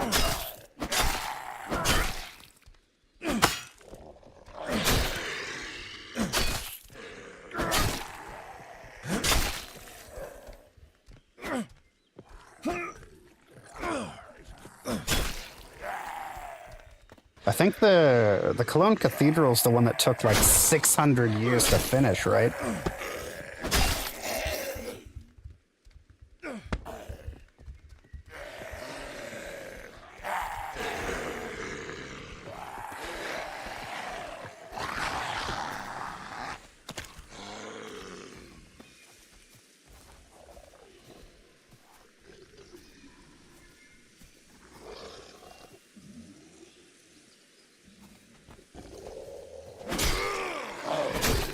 Yeah, their research may not have been the best.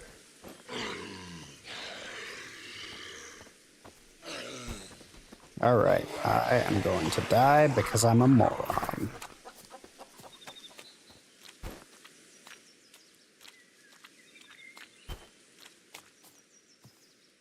I saw armor and couldn't help myself.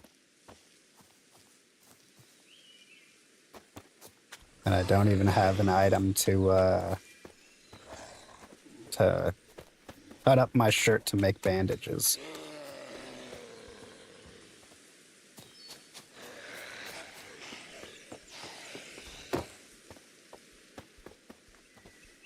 Joke's on you, Quinn. I'm not wearing a shirt.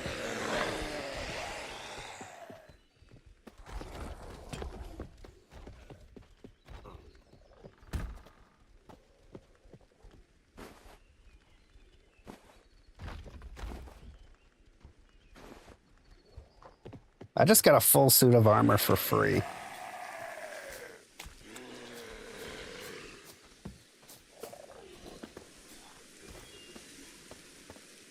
That's how Kenshi is as well. You can, when one of your characters dies, you can keep playing, but there's no, resurrection or anything like that.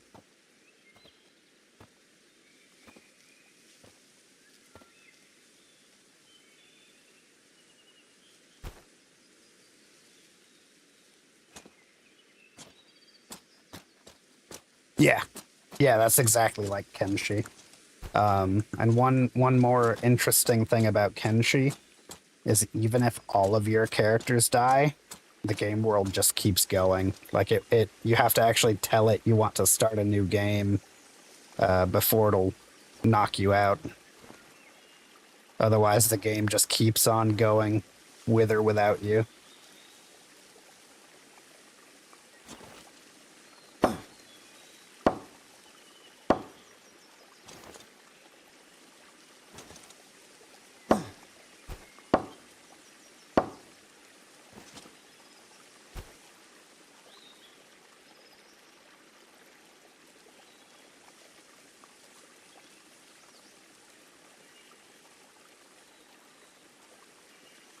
Do you pay for it, or is it like ancient labs you're like breaking into and stealing stuff?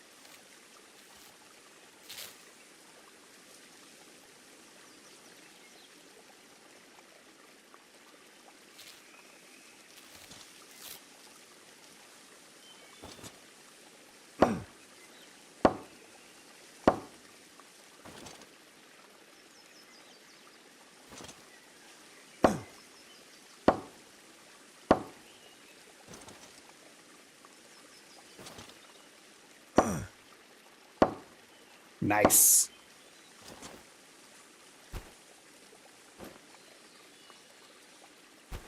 Yeah, what's fun, Quinn, is that I was disassembling a shirt by hitting it with a needle and thread.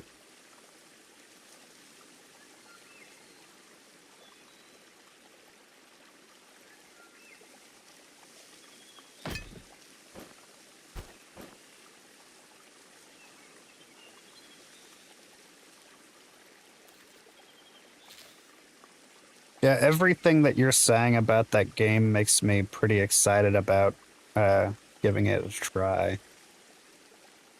Because a lot of that sounds similar to aspects of Kenshi that I have enjoyed. And like I said, that's been taking up the majority of my time recently.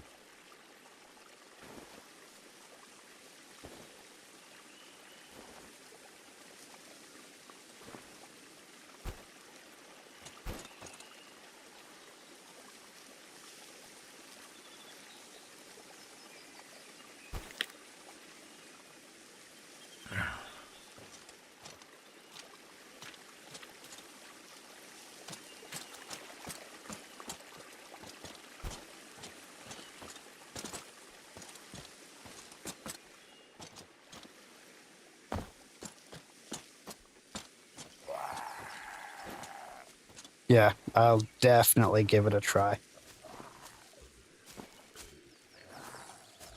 Everything you're saying about it is making me more and more interested in it. I love shit like that. So originally, yeah, oh, I definitely recommend it. The guy who made it, I think his name is Matt Hunt. It took him like 12 years to make Kenshi. And he's working on the second game now. I have a lot of mods on Kenshi. There's a lot of stuff that could be improved from the base game. Just, you know, it was a passion project by one dude. And you can tell, but you can tell he was very passionate about it, though.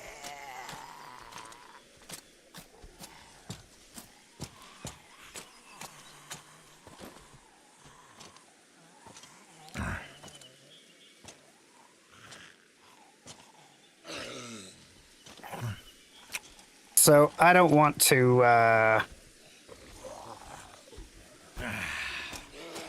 I don't want to generalize, but a lot of the digital media that comes out of either China or South Korea tend to be interpretations of other things.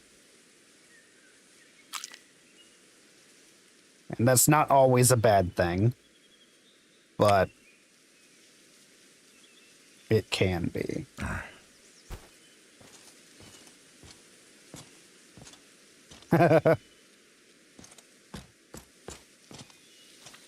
Yeah, they're quite vocal. Yeah, I've got Zomboid and I have played it a bit, but I'm going to be completely honest with you. I am absolutely fucking terrible.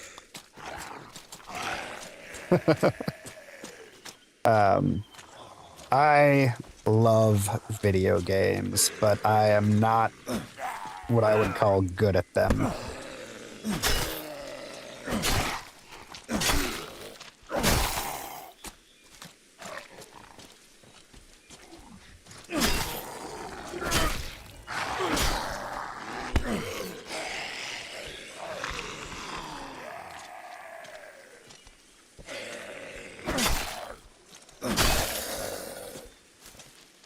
I think the longest I've ever lasted in Project Zomboid was probably like 11 days.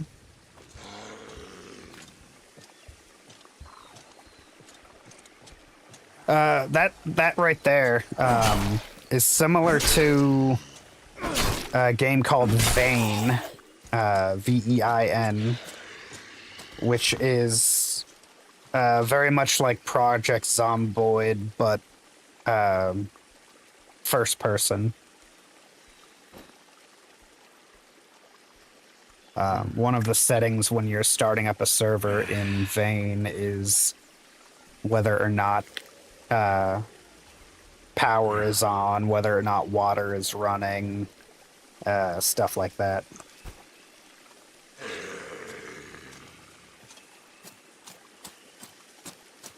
I haven't played it as much as I would like to.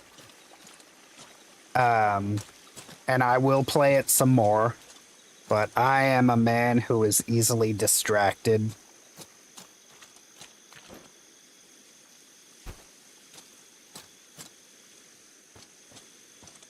Yeah, the controls are definitely not my favorite part of the game. And again, I'm going to be completely honest with you. I am pretty terrible with mouse and keyboard. Like I'm playing mouse and keyboard on this because I haven't got an option to do otherwise. But in general, when given the option, I use an Xbox controller. I said I was gonna go to that church. We're gonna go to that damn church. We can die at that church again, which is fine.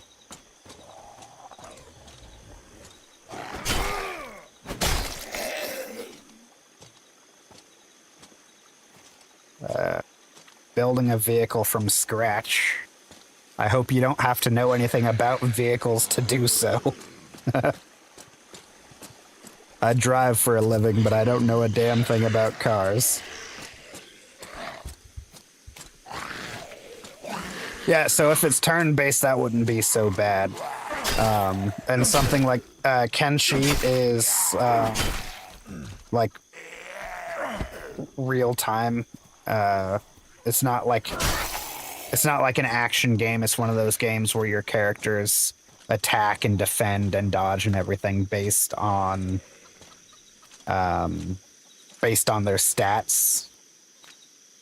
Okay, mechanic skill in game, not actual knowledge of mechanics. That I could handle. I drive for a living, but I have no idea how a car works.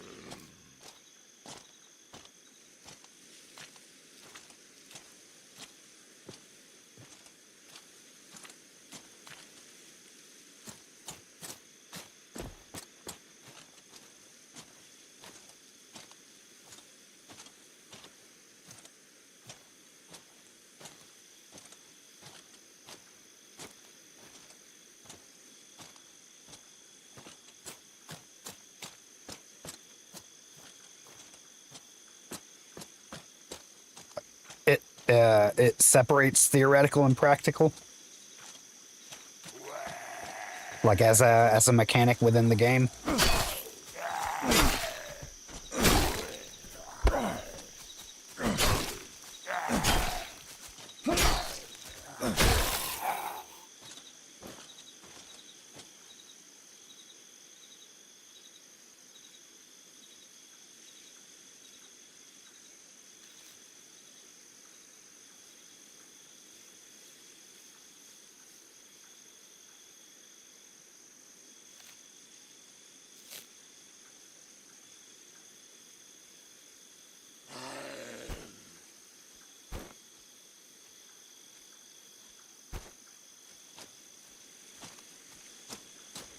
I feel like that could be annoying to some, but I feel like to me that would increase the immersion.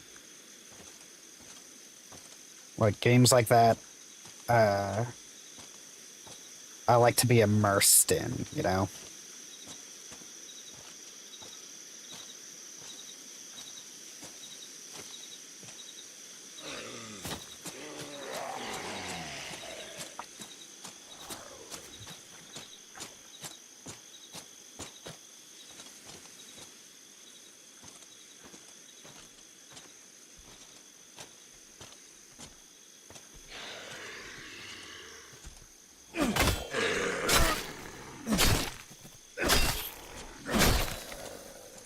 I saw.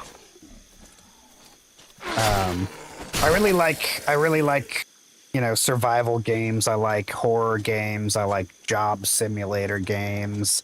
I like colony sim style games like RimWorld and certain aspects of Kenshi. See, what you just said makes a lot of sense.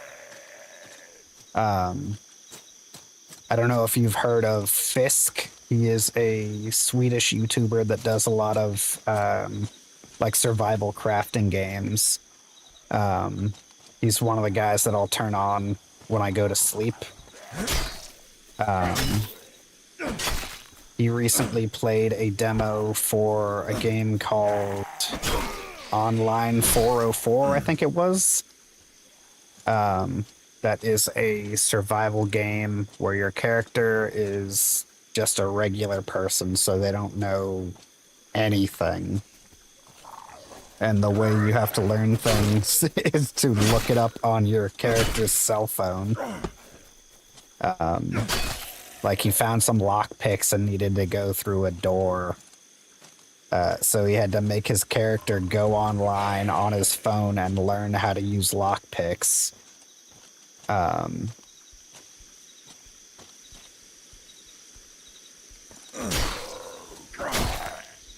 So that if the game didn't look like a massive buggy mess, that's another thing I would try out. That's hilarious and makes perfect sense.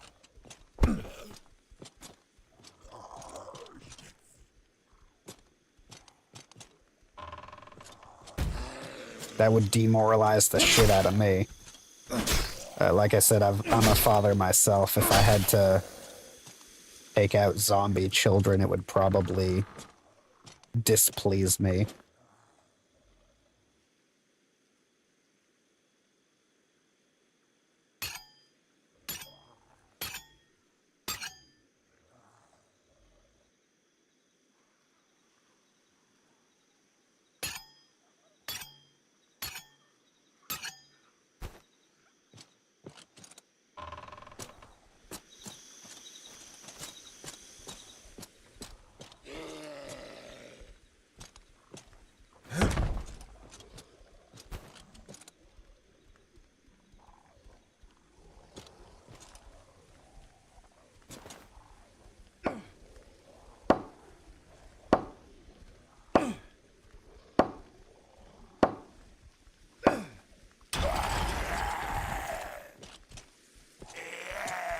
So one thing about this game, they nerfed cannibalism. You definitely need to play RimWorld if you're into cannibalism. If you have not played RimWorld, it is a colony sim that people describe as a war crime simulator. And cannibalism is very effective in RimWorld.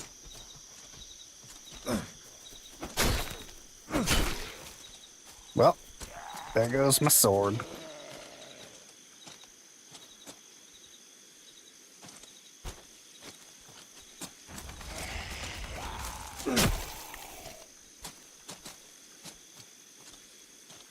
My last experience with cannibalism in a game was in Kenshi, the game I've been rambling about. That's a dumb reason. It's a game. You're supposed to be an edgelord if you want to be an edgelord.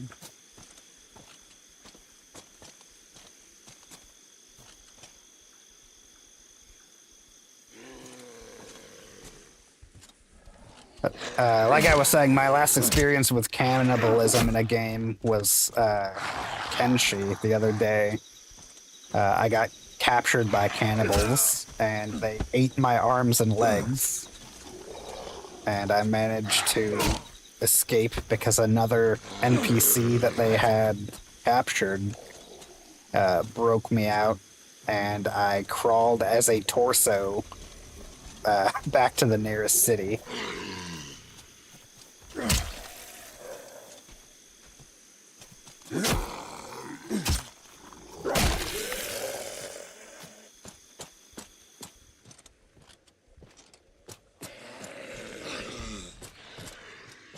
That's a shame. Being a villain is so much fun.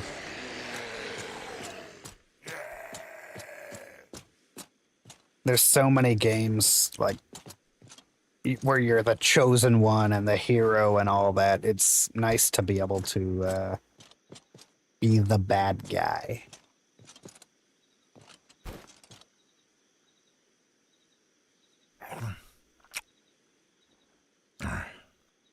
That didn't give me any water. I was hoping for water. Hey, idiots. Hope you're doing okay. I'm just passing through.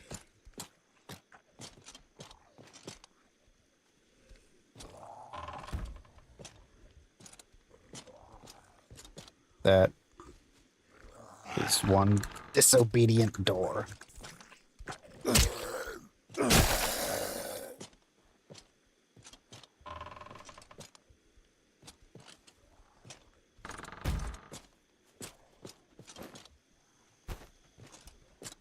I need some water.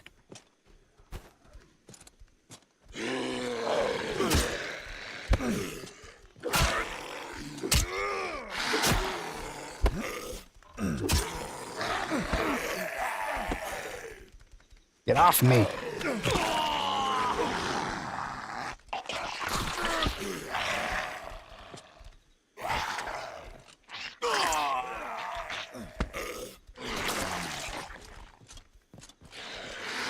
Gotta love fat people being able to chew through steel plate.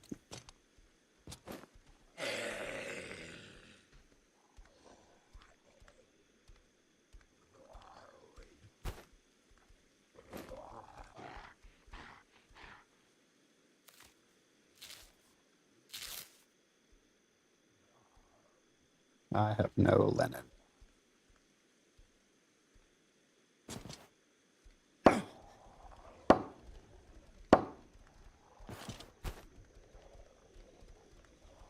I love that I have to break down linen fabric to make linen wraps. Like, if I had just gotten bit by something, I'll just slap the whole damn roll of linen on my arm. I don't give a damn.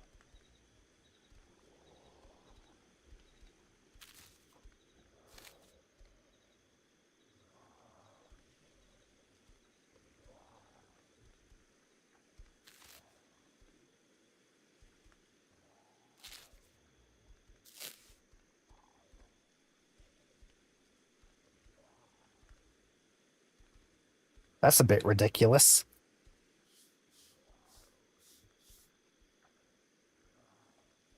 It should give you a morale boost. I enjoy chasing down and eating homeless people as much as anybody else.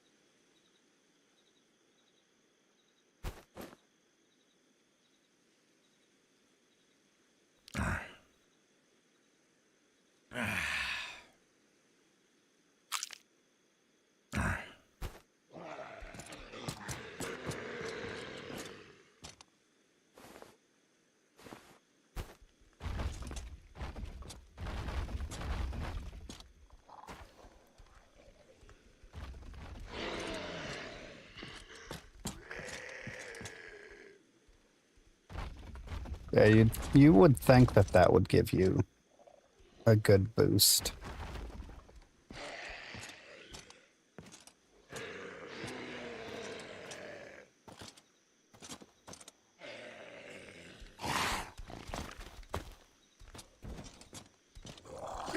I think if your main opponents are humans, then you gotta do what the ancients did. Use their whole bodies. Eat the people, take their items, everybody's happy. Don't let any of that person go to waste.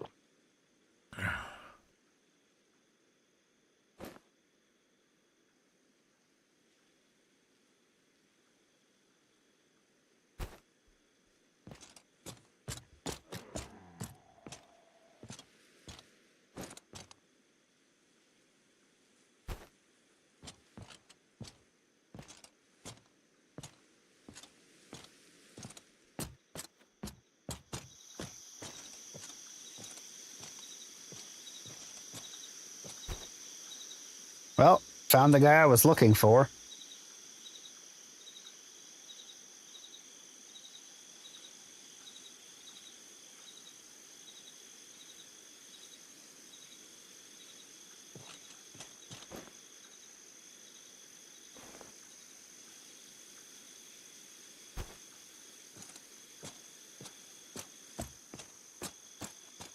Is there a active modding scene for Dark Days Ahead?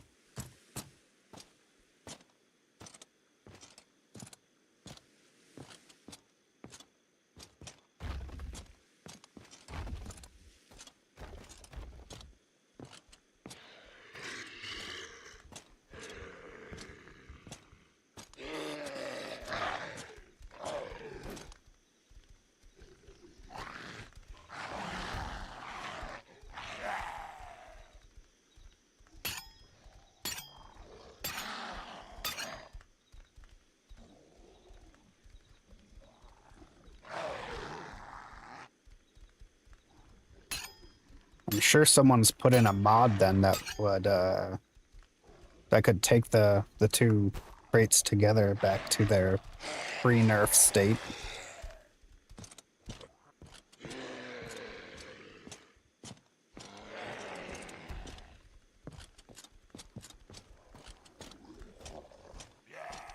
In Kenshi, the only way to actually play as a character is through using mods. There are multiple cannibal factions throughout the game, but you can't, unless you mod it, you um,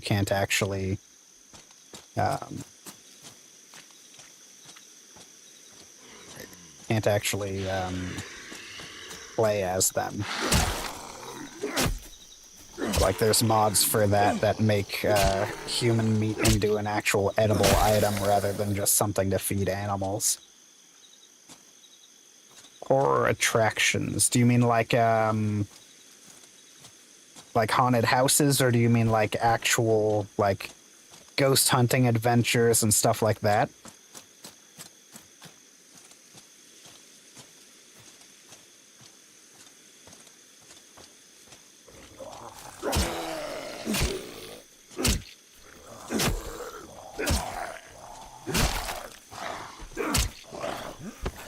Ah, you're in the UK.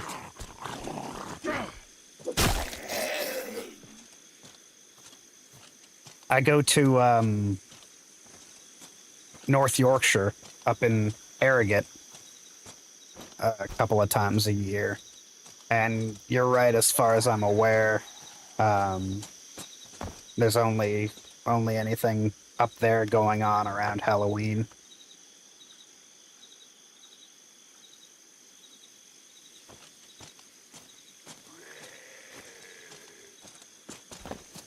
Um, there is a dam on the river near where I live, just a few miles away, that every year at Halloween, it's a non-functional dam. Every year around Halloween, they open it up and do a big haunted house, and you can do ghost tours and stuff like that as well. Um,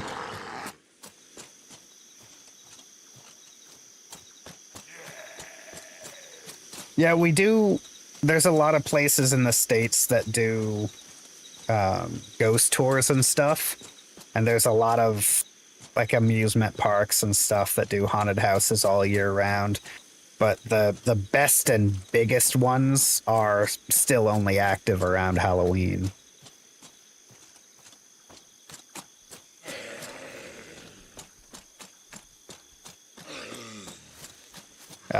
Like the one I was just talking about, the haunted dam, it's only active during Halloween. And last time I went was my proof to myself that I am in fact getting old. Because one of the things that they have at this particular haunted house is, you know, those rooms where you're walking on like a catwalk and they rotate the entire room around you.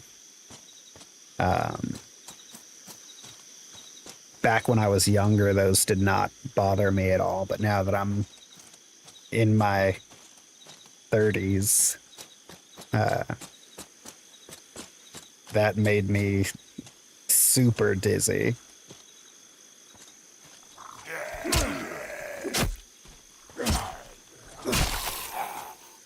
I don't know who Professor Hart is, but I will look into him as well.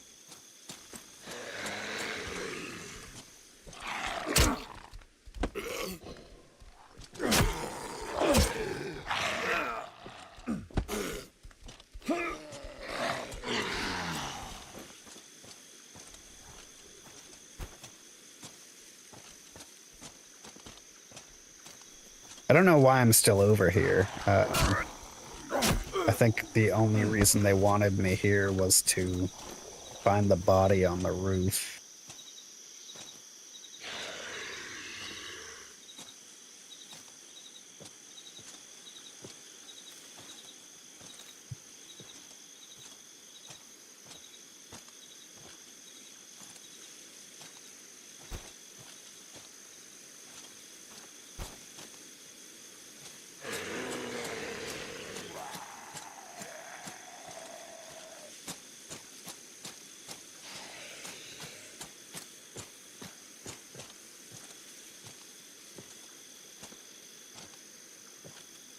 Like he Frankensteins himself, basically.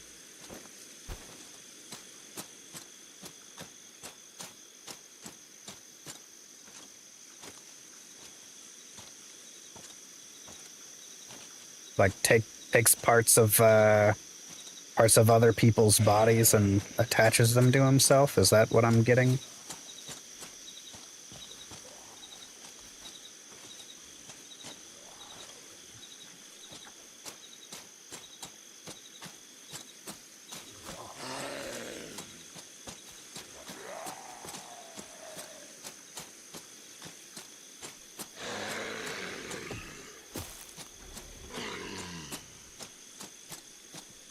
I'm sure if you look through um, Nexus, I use Nexus for most of my mods. I'm sure if you look through Nexus, you could probably find someone who's taken the benefits for those two traits back to their pre-nerf state.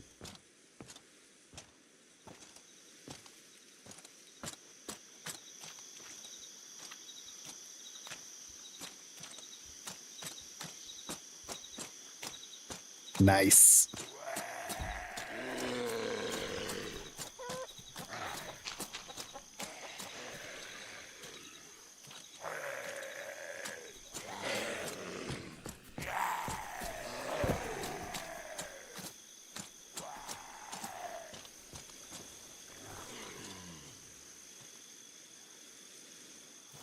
You know, now that you're going more into detail, that does sound um, somewhat familiar.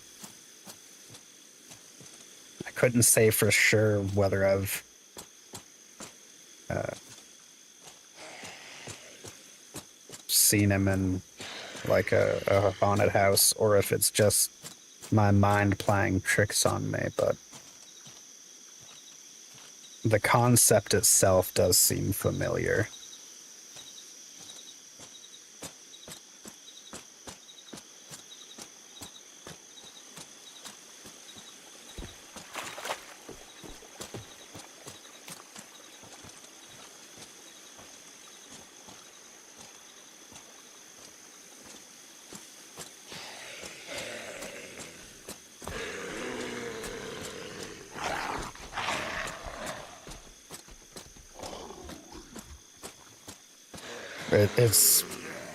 It's not at the.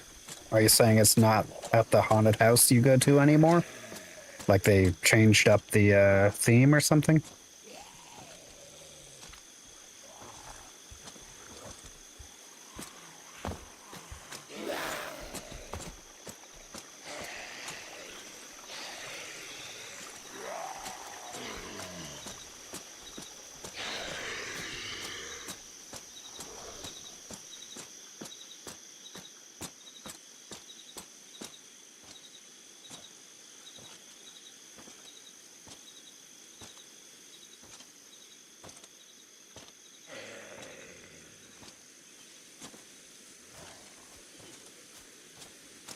That is unfortunate, especially if it was like an ongoing year to year thing.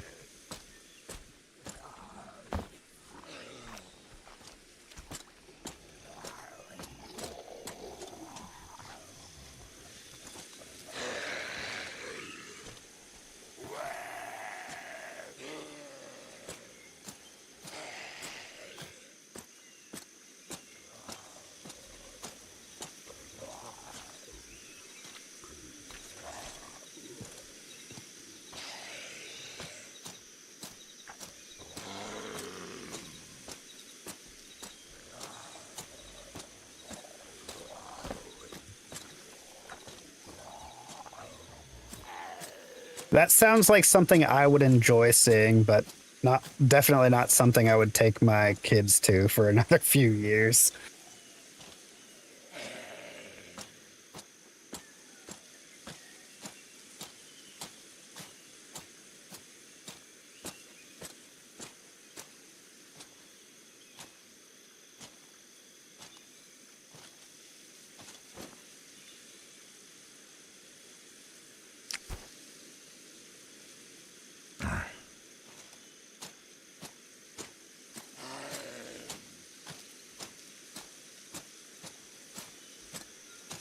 the fun thing about having set villains is being able to build like an actual story around them.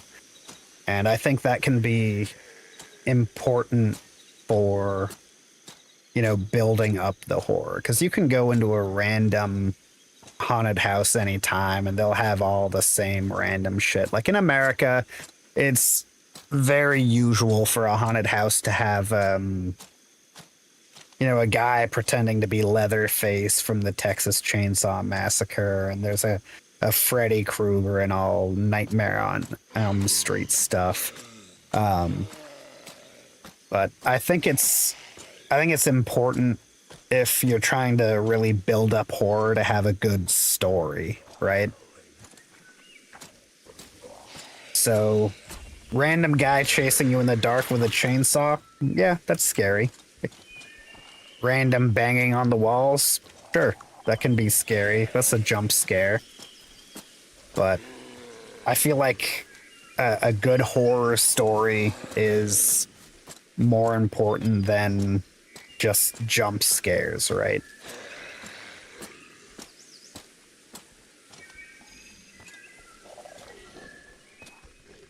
Like even in the two that I just mentioned, Nightmare on Elm Street and Texas Chainsaw Massacre, like people remember Leatherface from Texas Chainsaw Massacre. They don't remember like the fact that it took place in Texas. That doesn't matter. It's the villain that built it up. It's the villain that the story's about. Same with Nightmare on Elm Street. Freddy Krueger is the important part. That particular location doesn't matter. It's the story that they built around Freddy Krueger.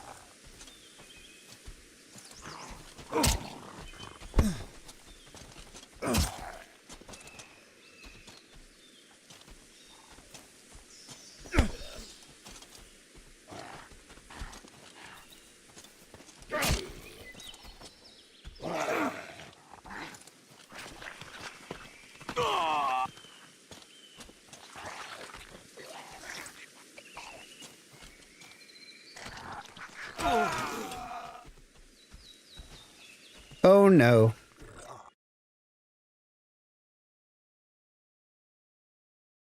I've been paying more attention to the conversation than I have to a game, so I'm not overly surprised about that.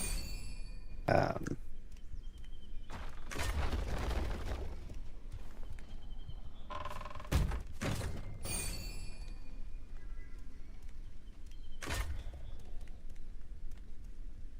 Love Hurts. Is that a movie?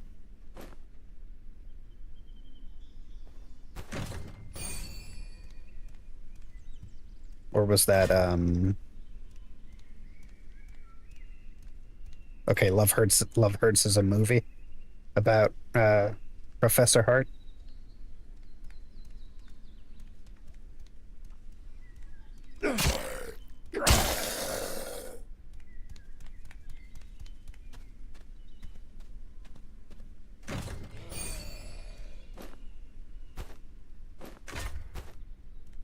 When can you do me a favor if you're paying attention?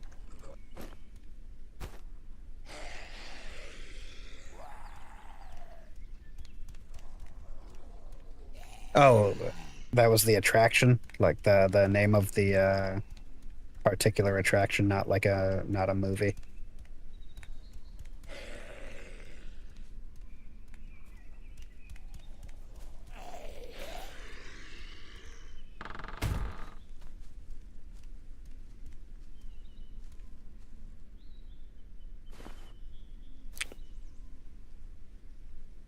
Never mind, Quinn. I handled it.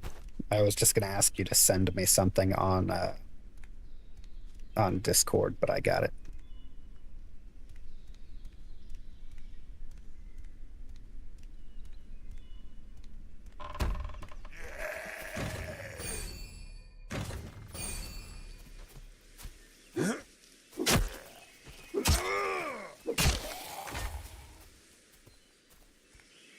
All right, so on the last life, we explored the church. It wasn't particularly impressive, so that like market square with the Lord's house. We'll go check that out this time.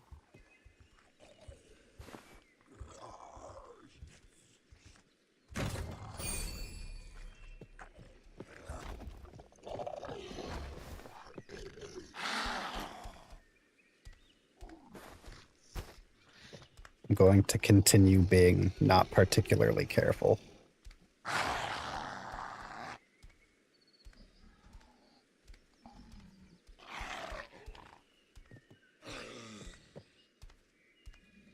Ah, thank you.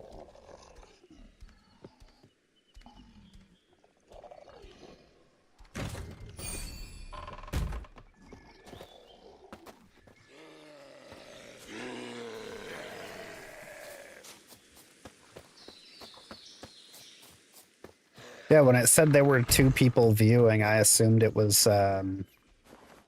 you and somebody else from Discord, so I was quite pleasantly surprised to meet Mr. Stickman.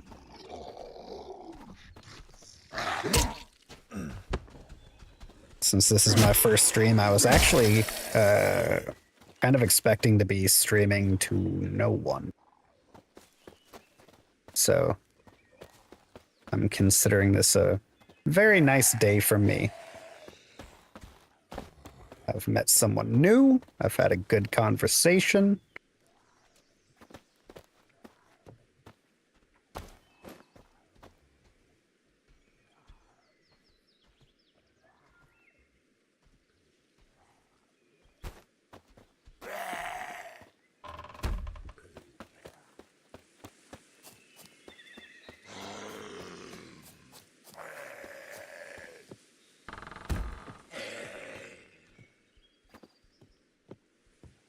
Oh, my greatest addiction.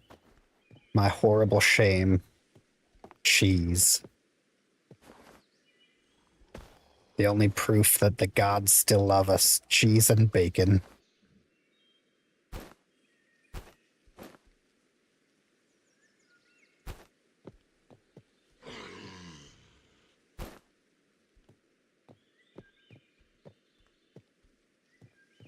I don't know, there's like a dozen people in the Discord.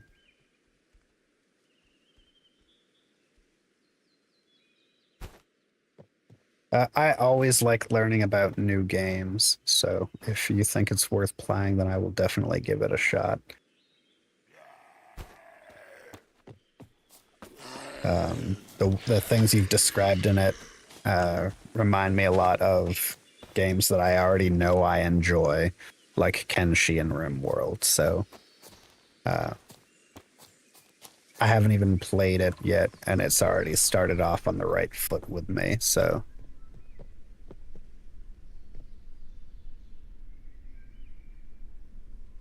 Okay, I appear to have actually broken my keyboard.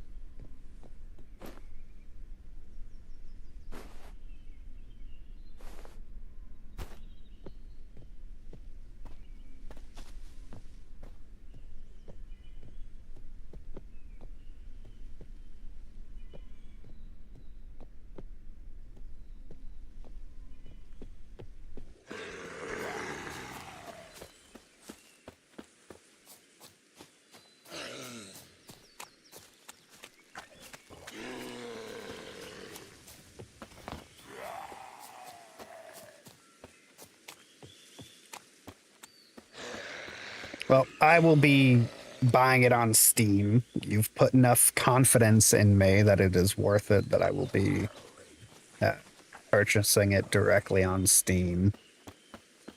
Because if it's as good as I'm expecting it to be, $15 is definitely worth it.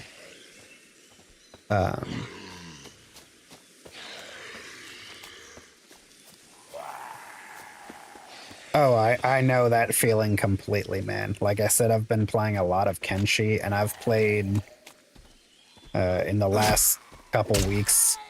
I've not been working a lot, mostly due to an accident we had at work.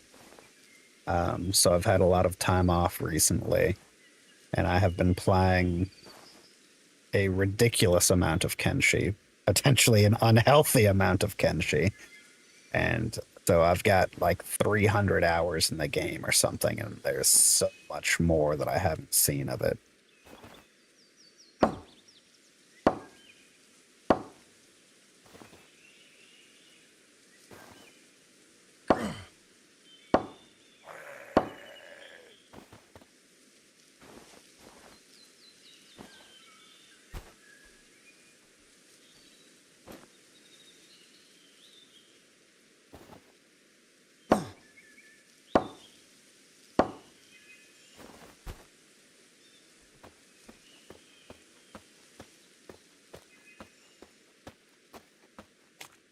Well, I've decided to uh, when I've kept it on a couple of times when I've gotten off, just to see what the world would do when I wasn't there. And the most recent time I did it, it was a terrible mistake because I had a nice base built up, a nice colony going on, and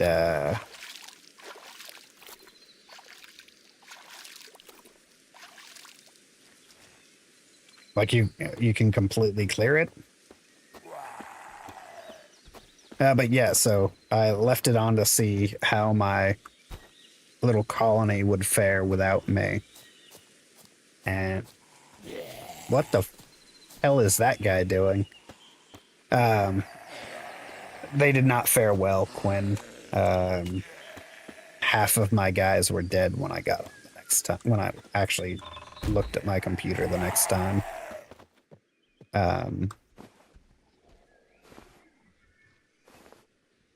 I had been attacked by a clan of ninjas.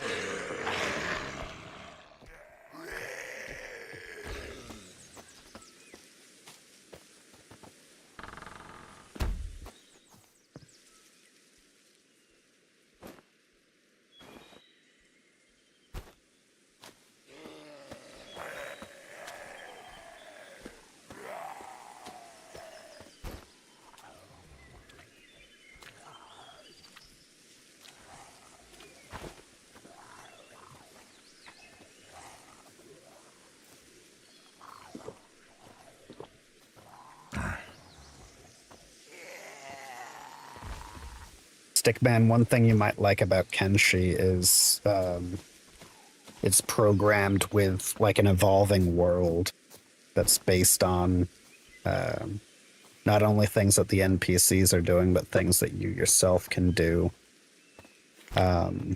So, like, there's three major factions, right? There are the Holy Nation, the United Cities Empire, and the Shek Kingdom. And then there are a ton of there's a ton of smaller factions. There's ninja clans, there's bandit groups, there's other small like single city nations. And the Holy Nation, for example, he's ruled by a guy called the Holy Phoenix. He's basically their pope. And if you manage to take him out over the next several in-game days, the faction will basically collapse. Like, I took the Holy Phoenix one day. I managed to sneak in and kidnap him from his bed. And I put him in something called the Peeler Machine, which you know what it does if you've got an imagination. And basically, over the next few days, the whole faction collapsed and their capital was taken over by one of the smaller ninja clans. And then I had one playthrough where I was in United Cities territory, and bandits attacked one of the cities I was in, and the shinobi thieves were helping defend the city. and they accidentally hit one of the United Cities samurai, and that caused an all-out war between the shinobi thieves and the United Cities. So the shinobi towers in every city in the United Cities were completely wiped out. I definitely recommend it. And I don't know if it's still on sale, but like last week or something, it was on sale for like $8.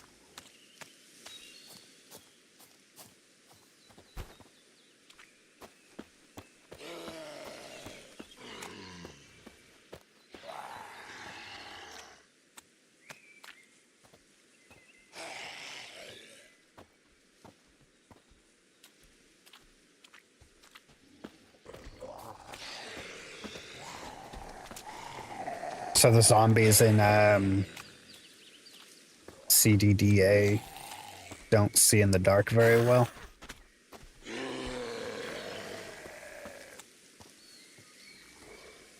Quinn and I actually had a Pal World server for a while, and I feel like we probably will again for too long when the 1.0 comes out.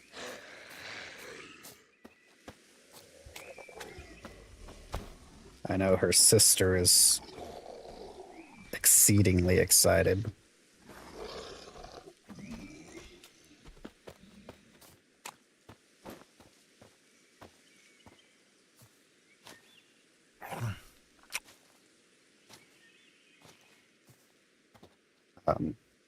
We did Pal World, we've done Ark, we've done all sorts of things. When Windrose fully comes out, I'm sure I'll get a server on that.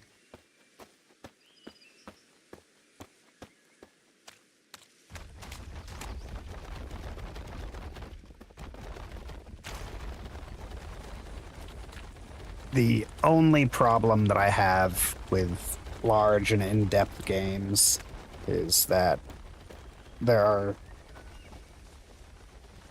Yeah. Yeah, we have. But the only problem I have with large and in-depth games like that is that there's really only two options for me. Either I get way too into it at the expense of not doing anything else for a while, or I get easily distracted and do something else immediately.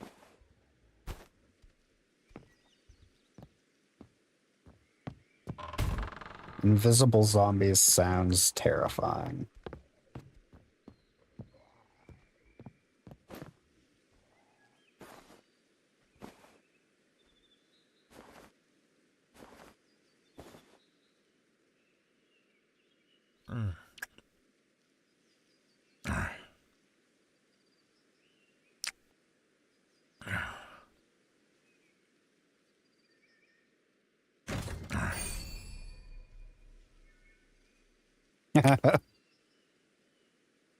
A new terrible addiction, you mean?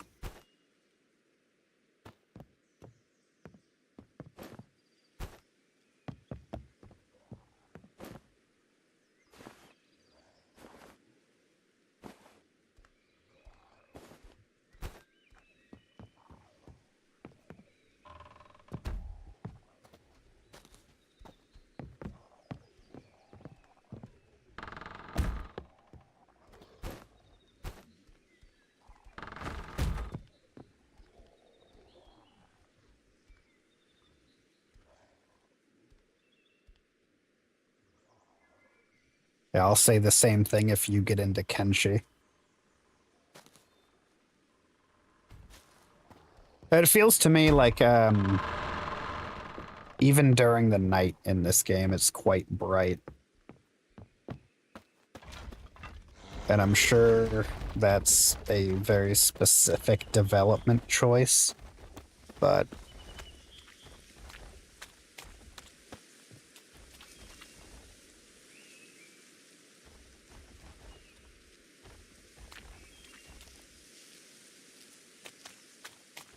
It certainly was a choice.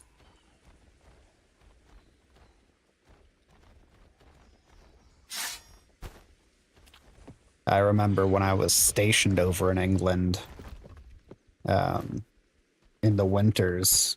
Like I said, I was up in North Yorkshire back then. Um, that's still where I go to visit in the winter. You know, there's, because you're from England, but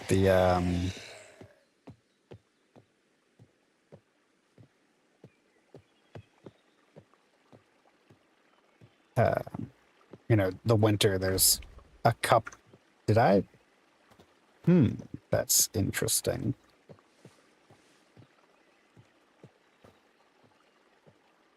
In the winter, we'd get, just a few hours of sunlight.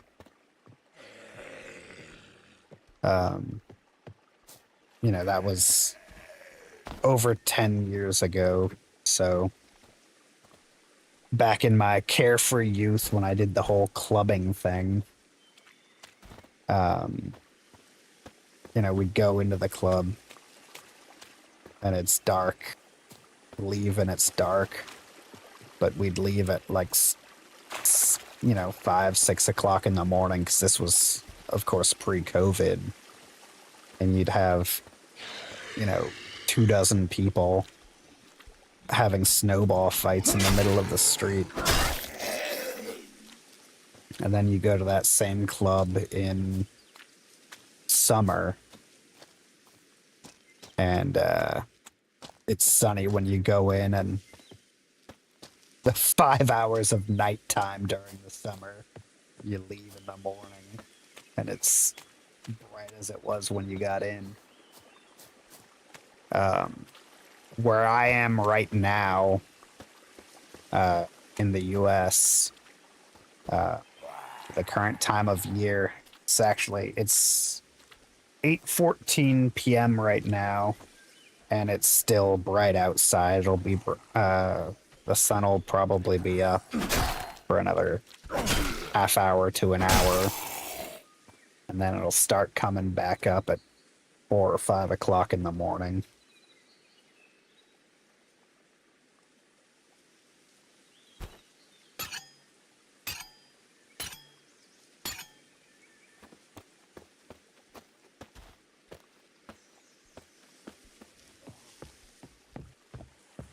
Well, there's barely any AC in England, and I assume in dark days ahead there's even less AC.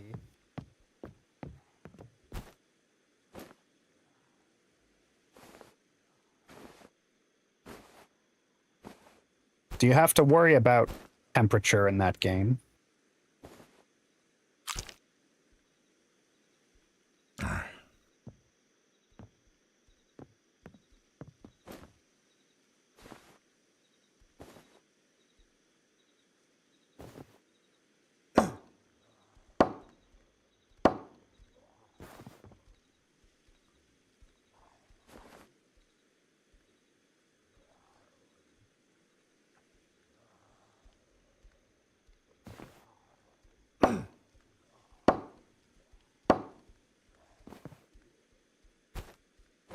Is it relatively accurate, like heat stroke, stuff like that, frostbite? Or is it just like, oh, you get fatigued slightly more easily, something like that?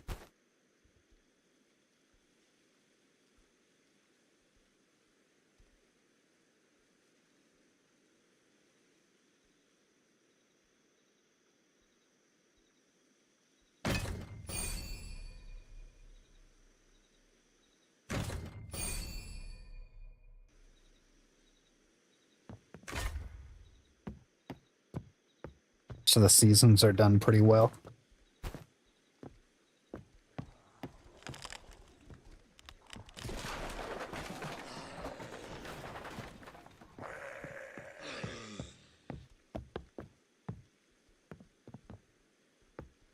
Blisters. That's not something I think I've experienced in a game before.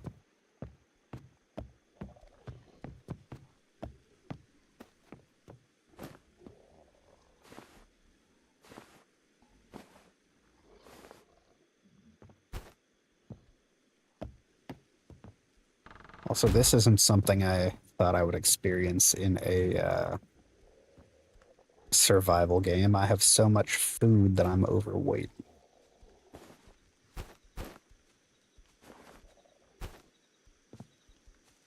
That's the one thing I would expect to run out of first is food.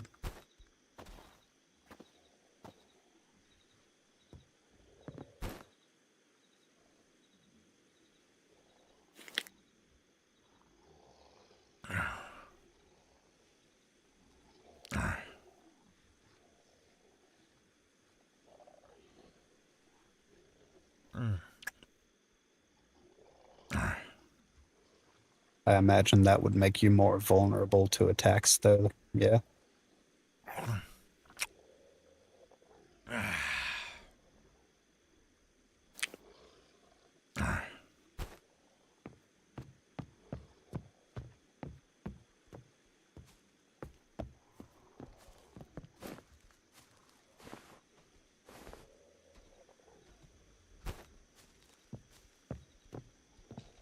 The only way that would make it kind of reasonable in this would be if like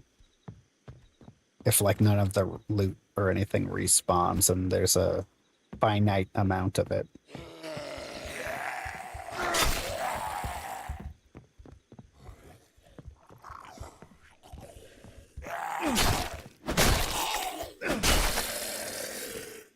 Yeah, Kenshi's like that as well. Once you loot something, it's gone for good. And the only way to respawn loot in it is, say, if you import your save as a new game, which the game is kind of buggy, so sometimes you do have to do that, even if it's not something you would prefer to do.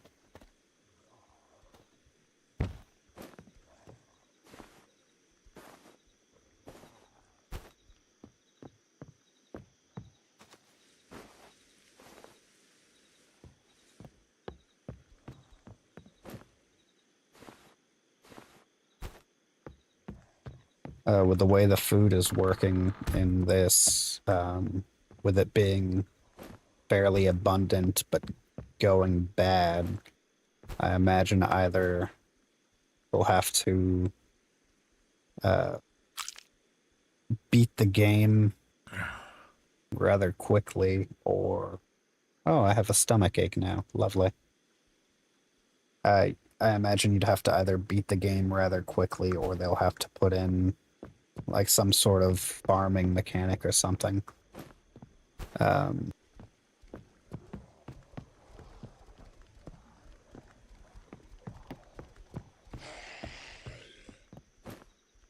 Kenshi, like you don't find random food generally. If you want, even if you want enemies to be carrying food in general, you have to put in a mod for it. Um,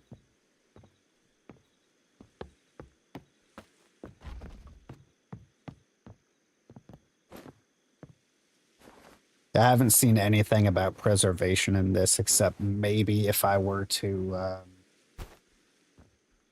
turn food into pottage, maybe that would last longer than regular food.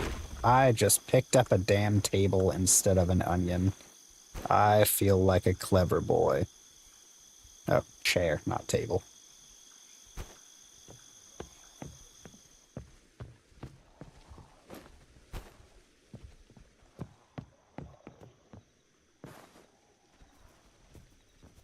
Kenshi doesn't have spoilage, but food isn't something that you just find in Kenshi. It takes place on a desert moon.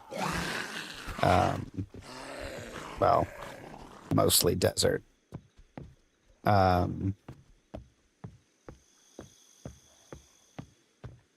So the only way to get food is by buying it or actually oh, the trailer said farming or something is in it. So in crafting, I saw there we go. I saw a chicken coop, so I imagine what Yeah, it says chickens will occasionally lay eggs. Um, but I did not see anything in here about actually farming or something.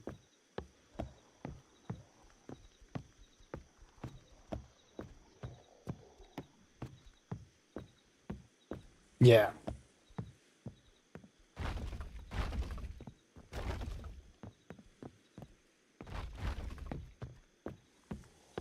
So I've managed to, speaking of physics, I've hit zombies with doors. I've thrown benches and barrels and stuff at them, but I don't think it's actually damaging them.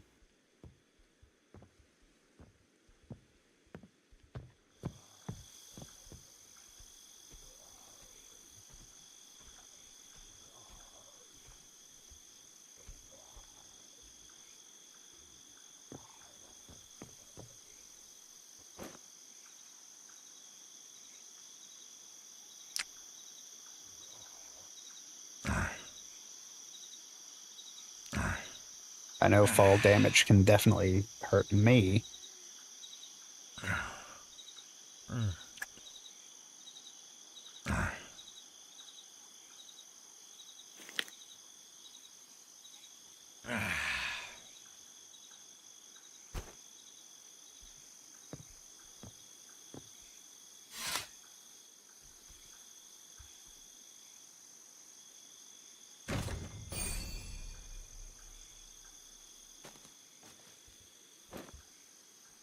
Okay, my short rest didn't actually do anything.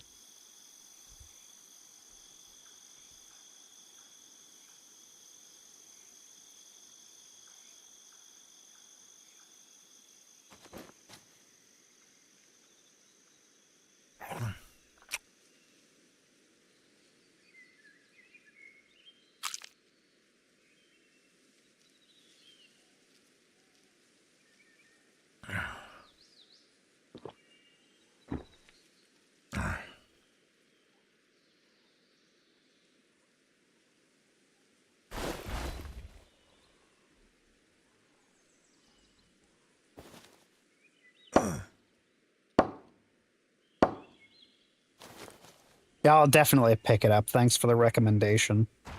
I hope the rest of your evening, or suppose for you it would be quite late. So I hope you have a good night. It was nice to meet you. Thank you for coming. I appreciate you spending time.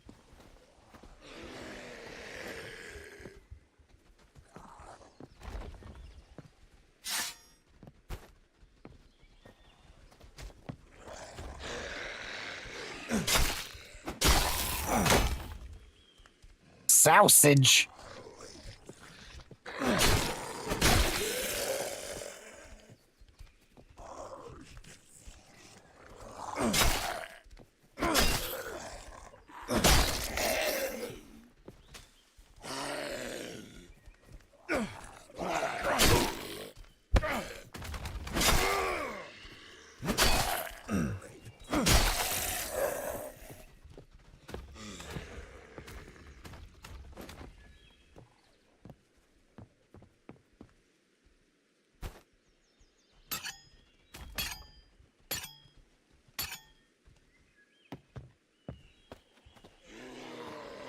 There sure were a lot of guys in this house. Must have been having a damn party when the zombies struck.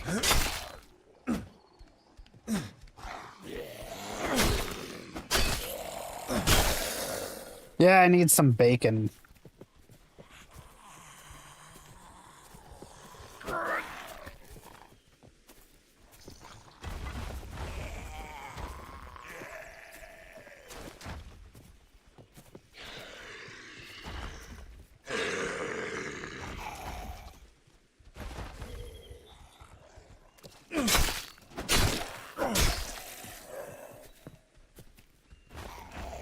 I want to stomp the zombies to save my durability, but last time I did that, I ended up hurting my damn ankle.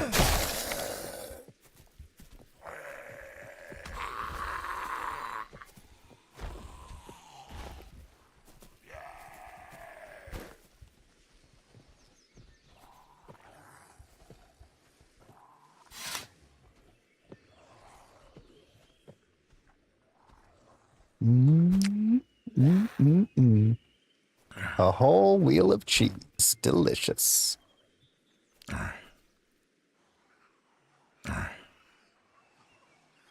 It's a good thing these zombies are really stupid.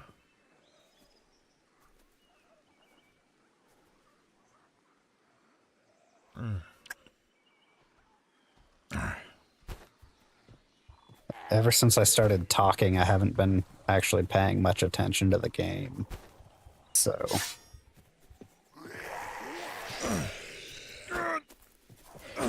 if these zombies were smarter, I'd have been fucked.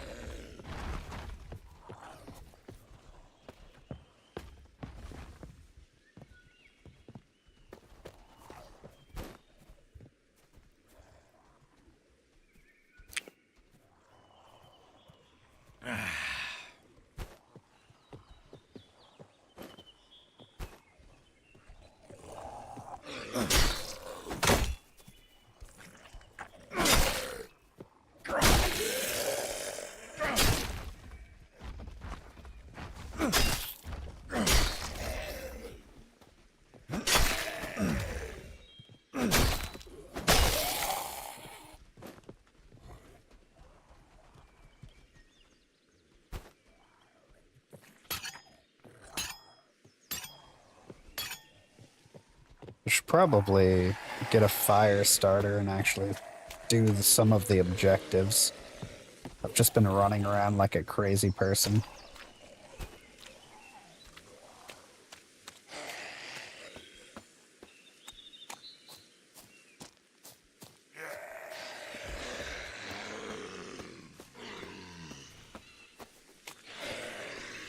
Because of the physics on anything, some of these random objects jumping when I turn the damn corner.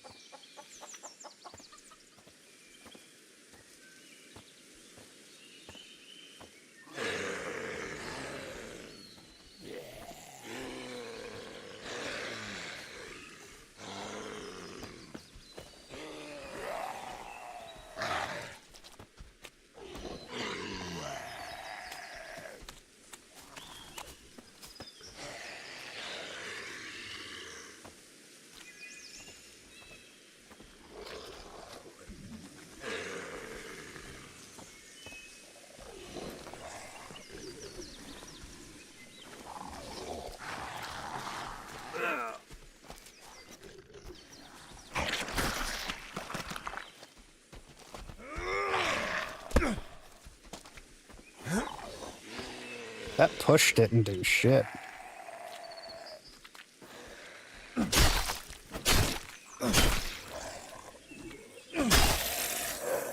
Also, I'm just wearing the medieval equivalent of jeans and a t-shirt. And that guy biting the back of my neck did less damage than it did when I was wearing the full suit of plate armor.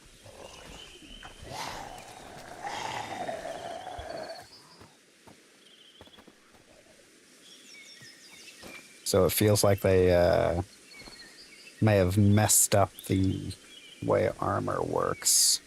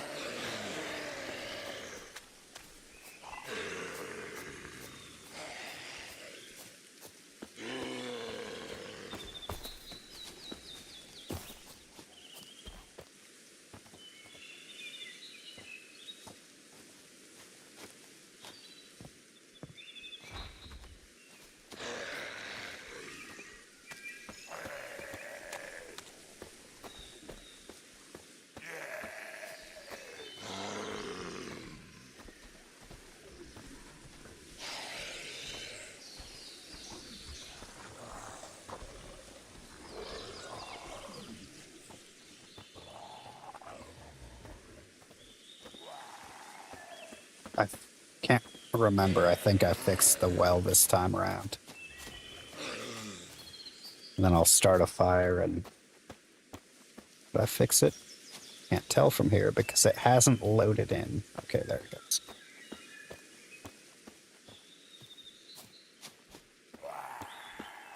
The pop-in on this sort of reminds me of when Subnautica 1 was in early access, and it took being within like 100 feet of anything for it to actually exist.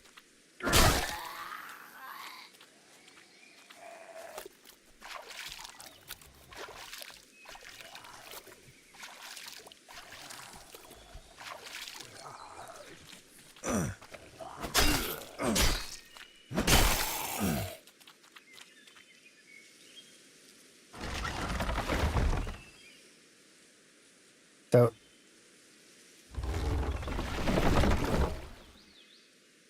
I guess I'll need to go back to the church once I've lit the fire to make it actually count for that quest. I've just spent the last, what, 2 hours or something chatting with Mr. Stickman and just running around like a maniac.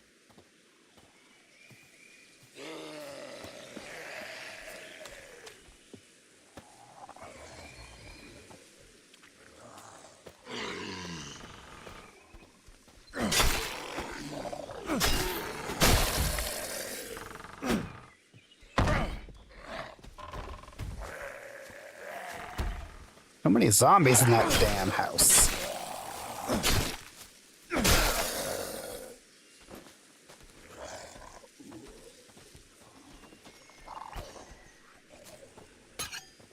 The only reason I was going in there is because I know there's a fire pit I can use.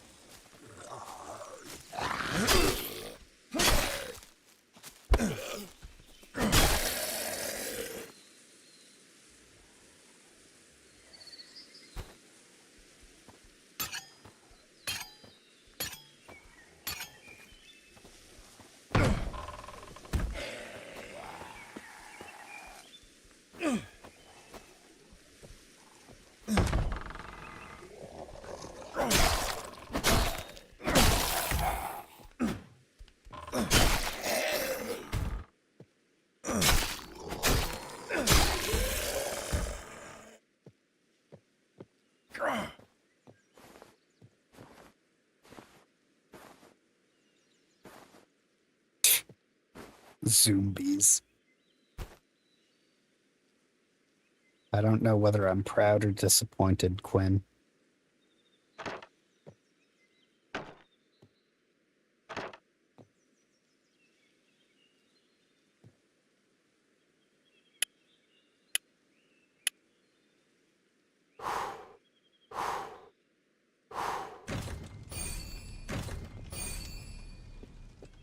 Oh, wait.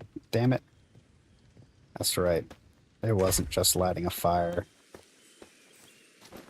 I have to make a... I have to go to the well, and then I have to make a pot of stew.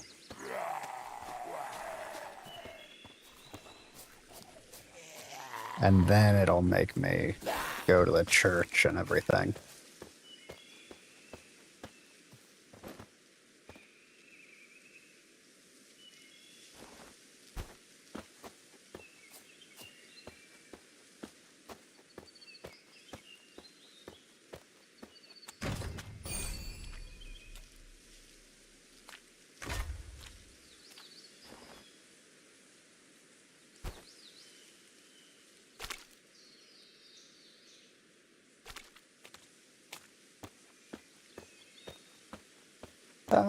Just stomping through medieval Birmingham.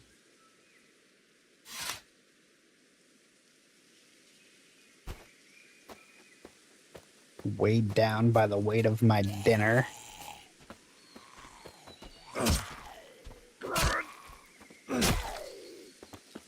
Should probably...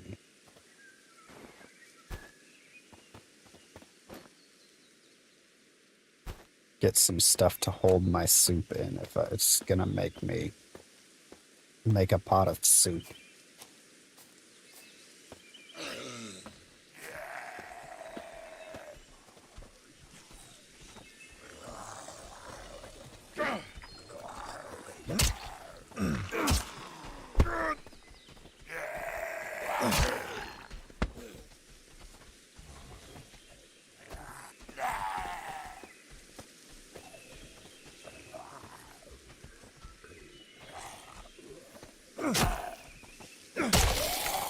I think it's the next play test that'll make me decide whether I'm gonna get the game or not.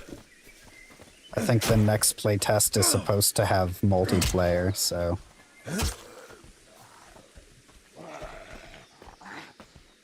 if it doesn't suck, like I'll try the next play test as well, and if it doesn't suck, I'll probably end up getting it.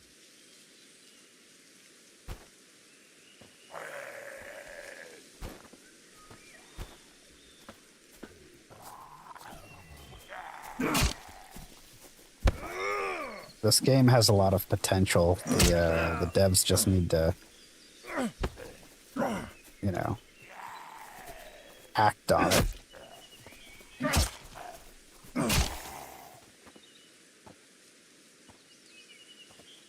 This seemed like something you might be into, Quinn.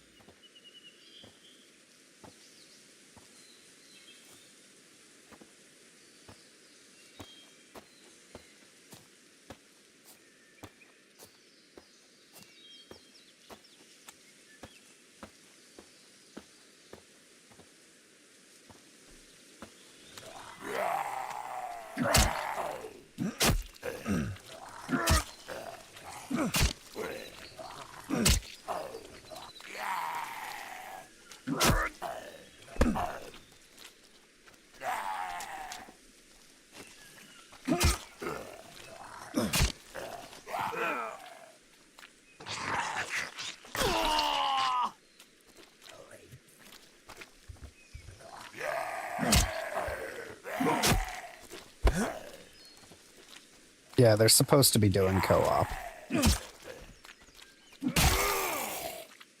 That guy took like 10 damn hits with a hammer to kill.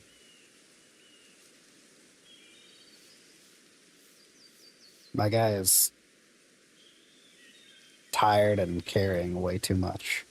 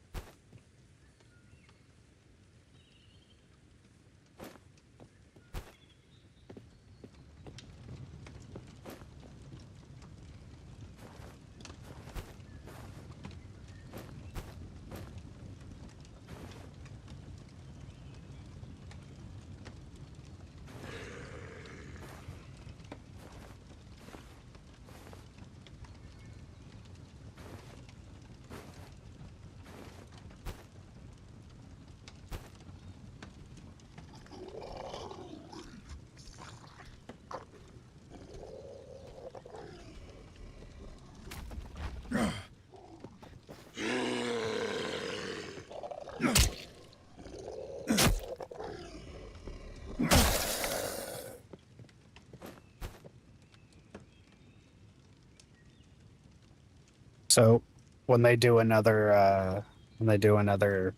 beta, um, if it's multiplayer, I'll have to drag you into it with me.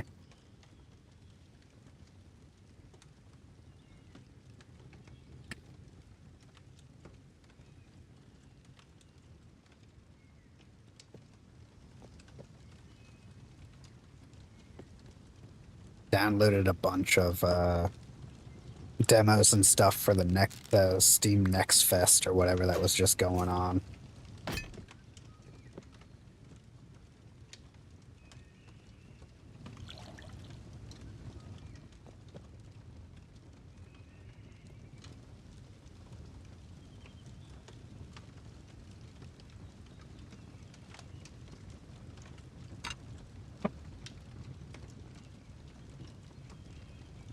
Most of them I have not played yet.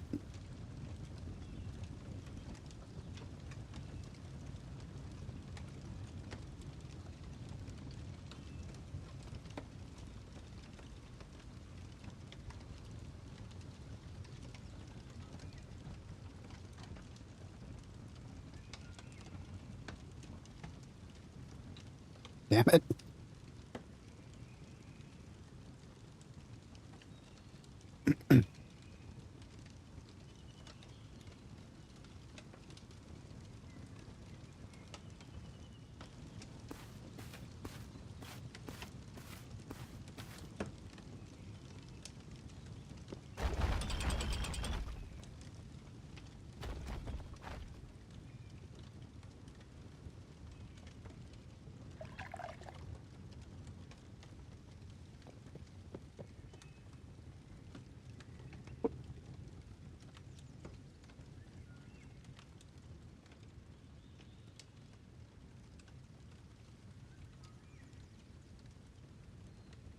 So I had a specific item that it called a purple carrot, but these carrots also look.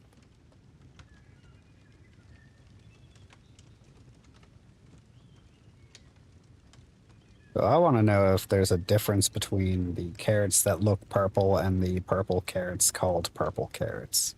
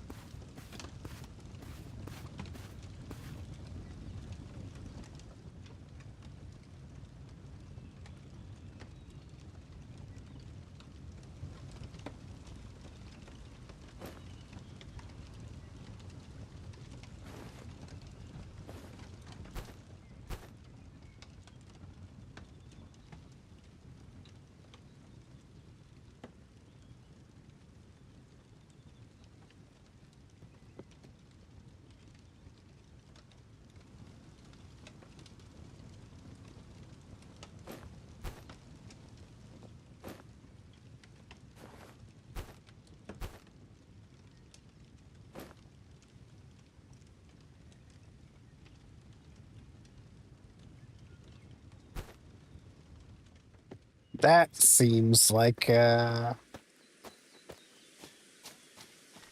not quite an answer.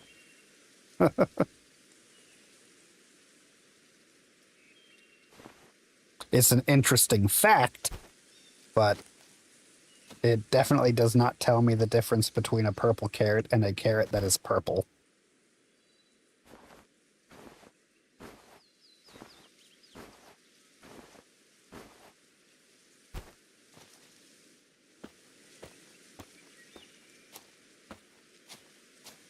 So if all carrots used to be purple, there's no point in the game differentiating between two different purple carrots.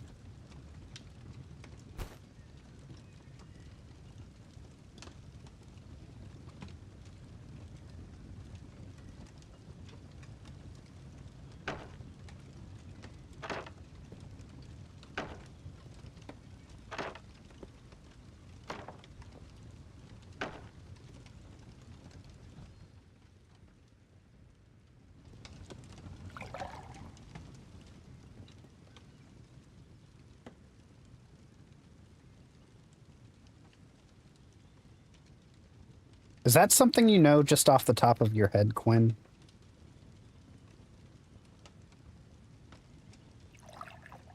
Or did you look that up when I asked about it?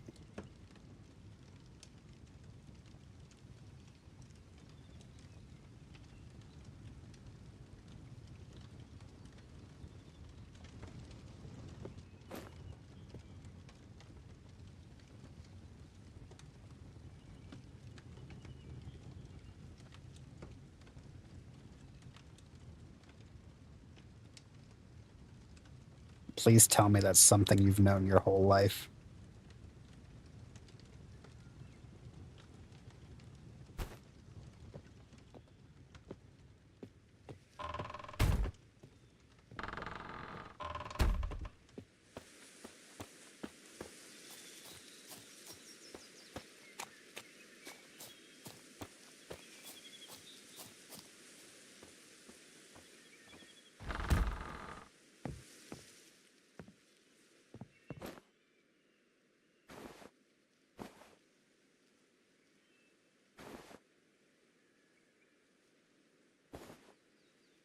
Interesting. They just decided, nobody wants to eat something purple.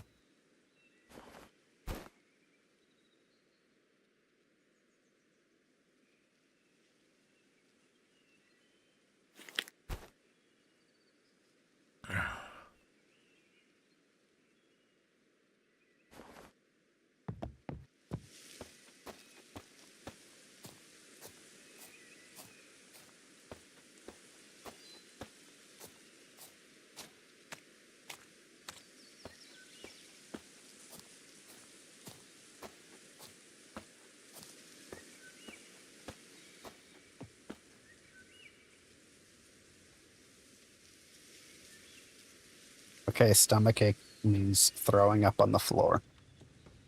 Fantastic news.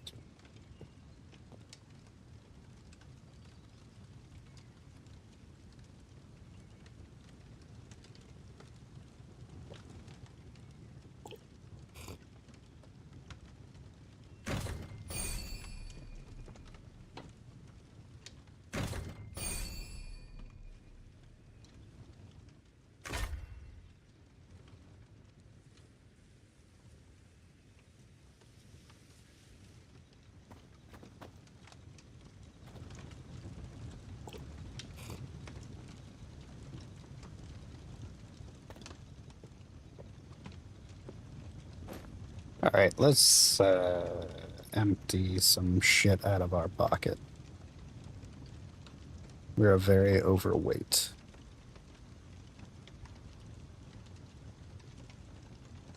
Mostly with food.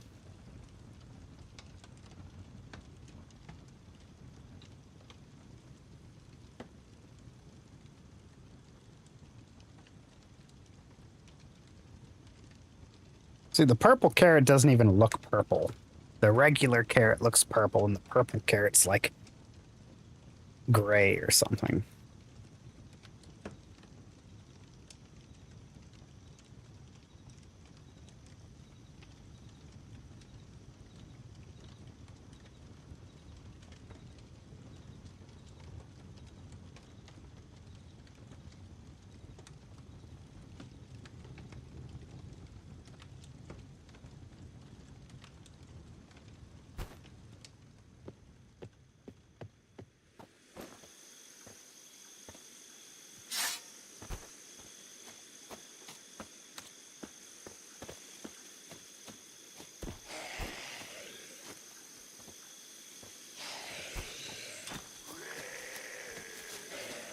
All right, back to the church. Actually, back to the well first, because we're thirsty.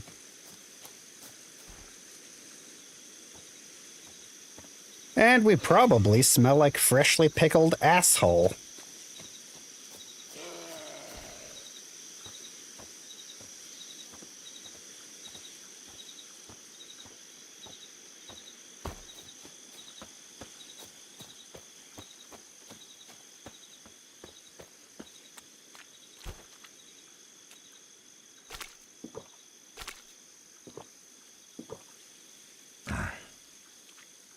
Also, I haven't asked, I probably should have earlier, how's the sound balancing?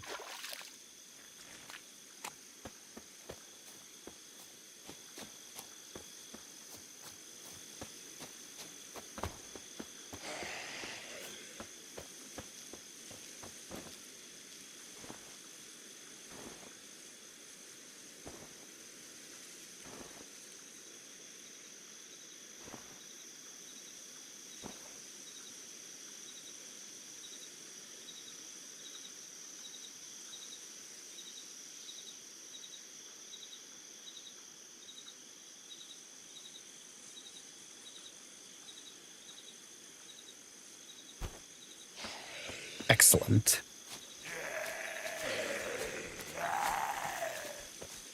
Yeah, when I very first turned it on, I had monitoring on when I was doing my little test, and I pity you for having been in here for the last 3 hours because I hate the sound of my voice. And when I was trying to check the audio balance, I could hear myself not just once, but 3 times.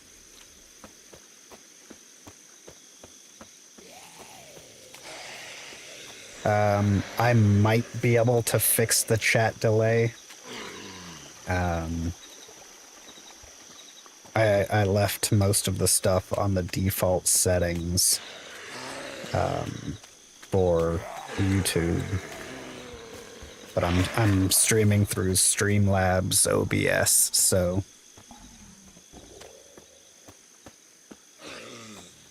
that might be lengthening it. I'll see if I can make it shorter next time.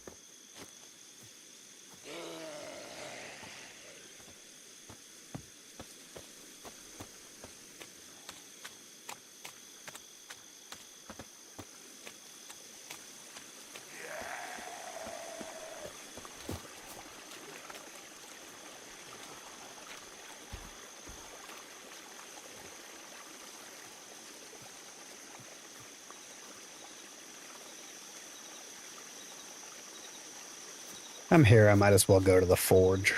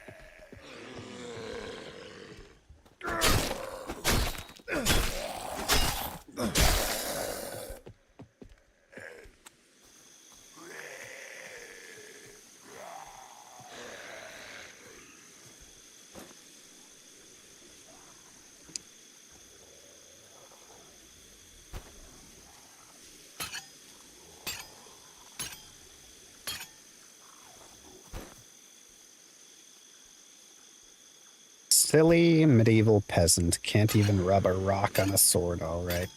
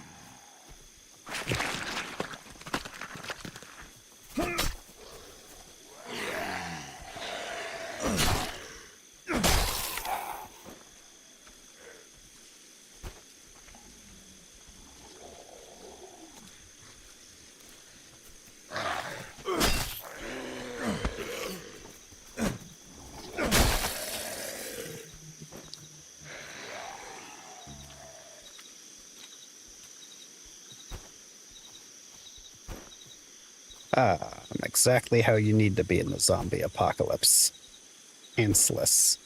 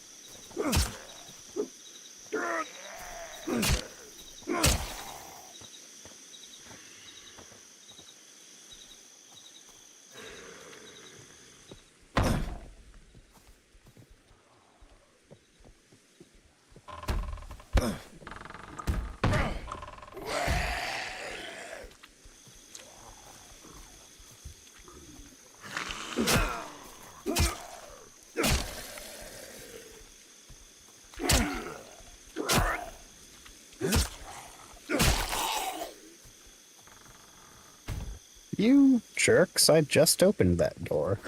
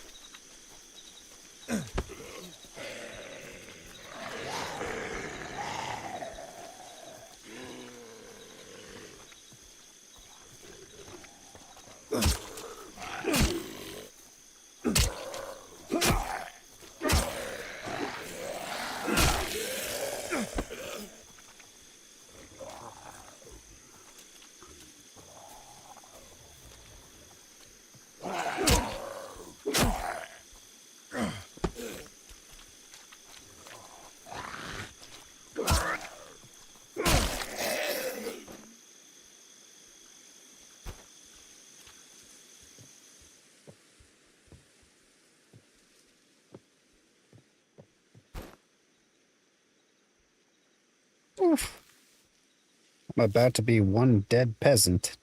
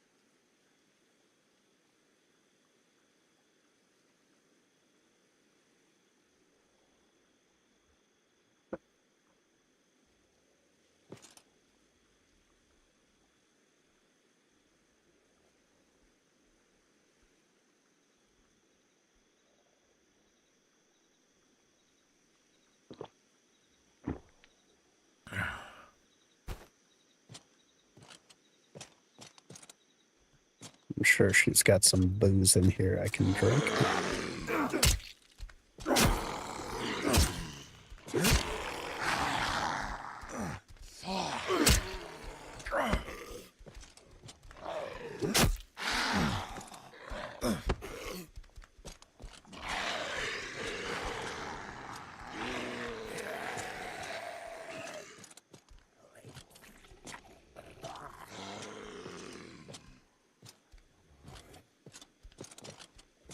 She has a cask over there. I don't know if I can drink from that one, though. Oh, well.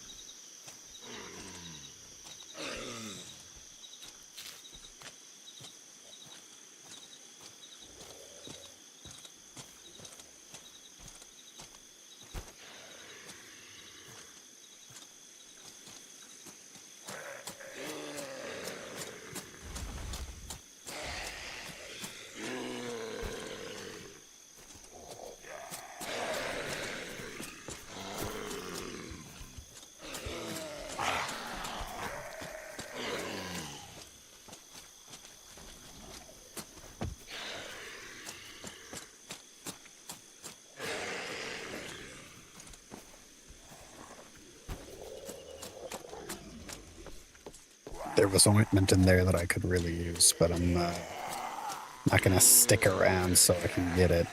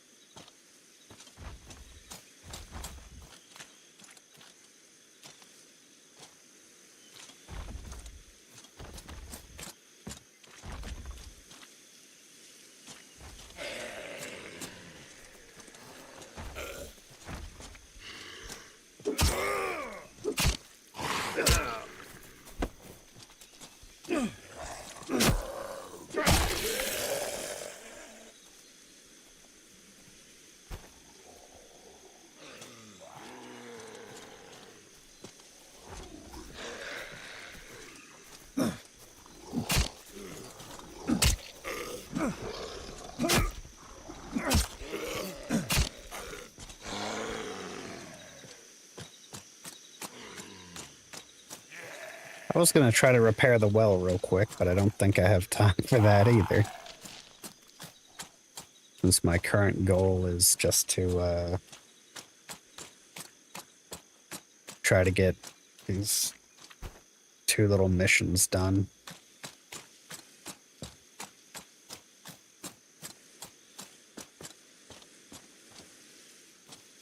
I don't plan on being on this too terribly much longer. So hopefully I can finish up my search for the Lord and the priest. I already know where the priest is. I don't know if there's any quests after that, as haven't made it that far, but I'll probably hop off if I die again, or once I've found the priest and lord, if there's no other quests that it activates.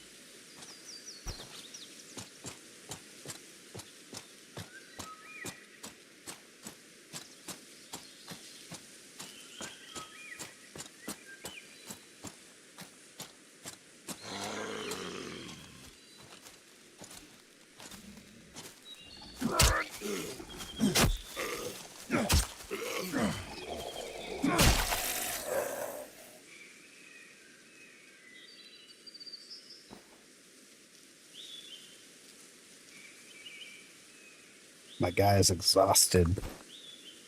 I'm not overly prepared weapon wise.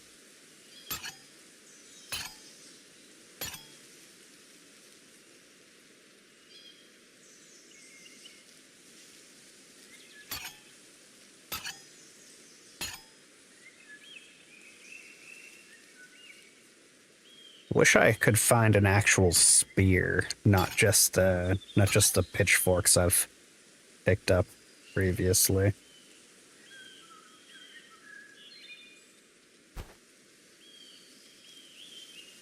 All right, that's enough rest for you for now.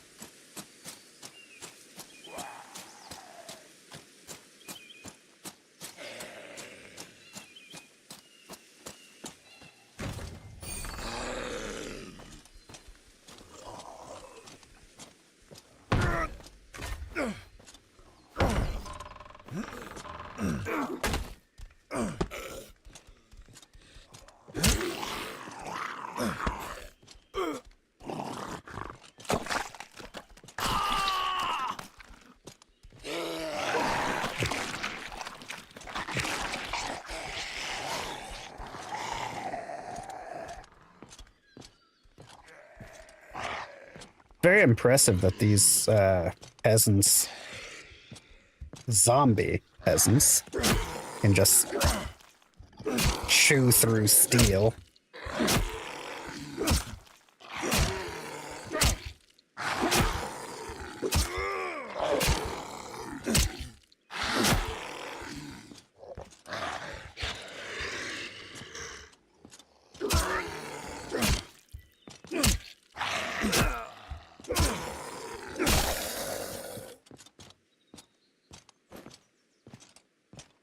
That guy took more hits than anything I've ever hit before.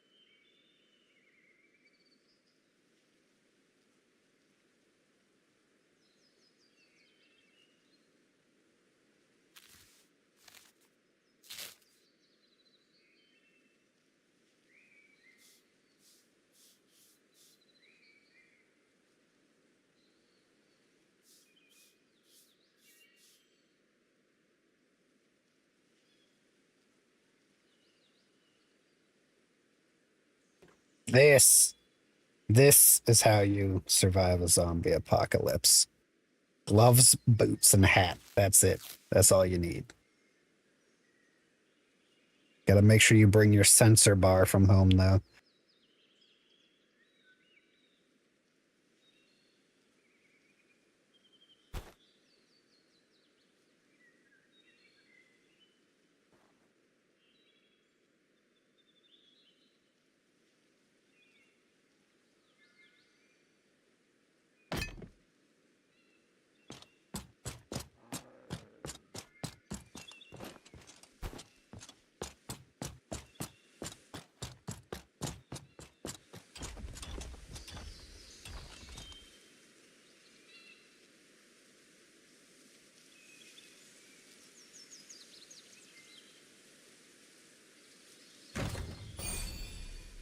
Oh no, Father Herbert.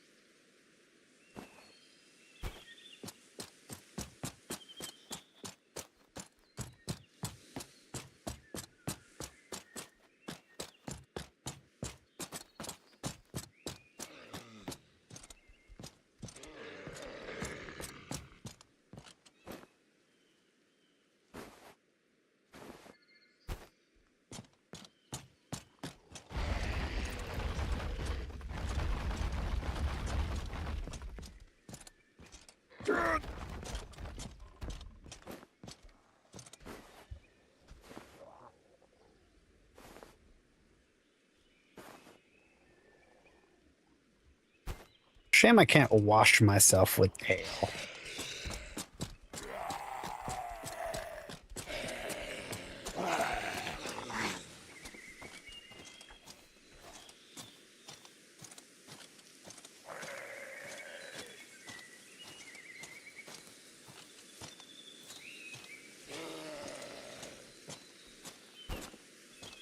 Another thing that doesn't make perfect sense about this is I should not be shivering. My guy is sprinting around in plate and chain and a gambeson and whatever else he's got under. He should not be shivering.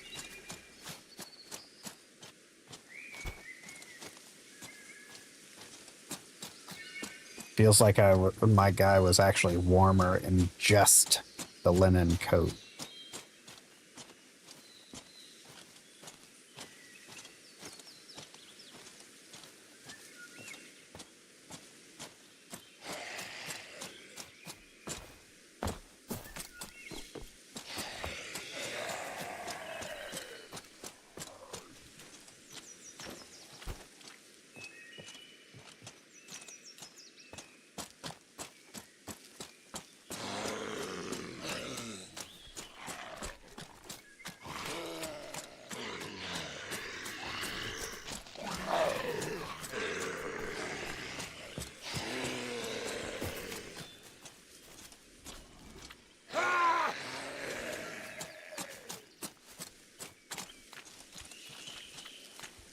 My guy's been sprinting around for days, and I just now got to level up and running.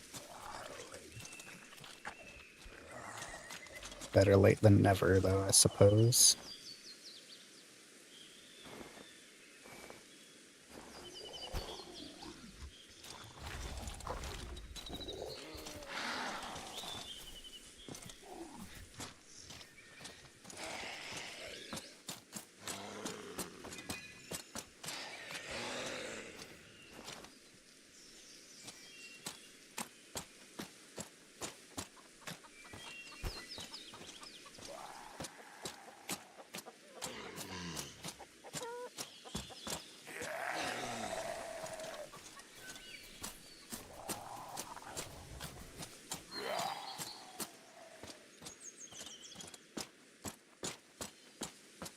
Kind of a shame you go through the smithy and the only swords I found were too busted to be used.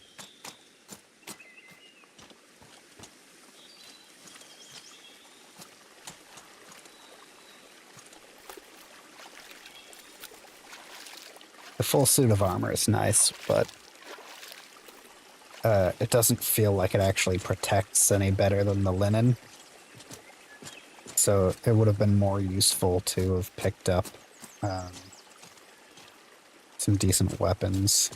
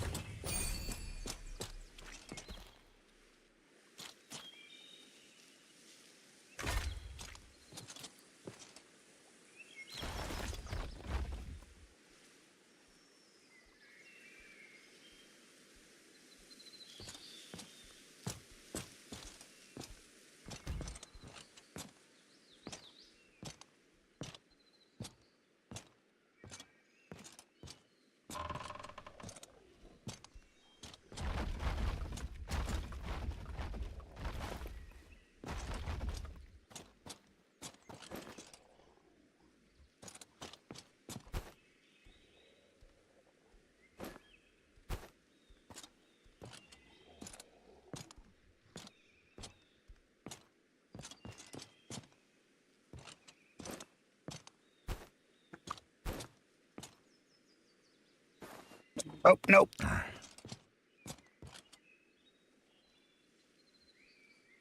Those are rotten grapes.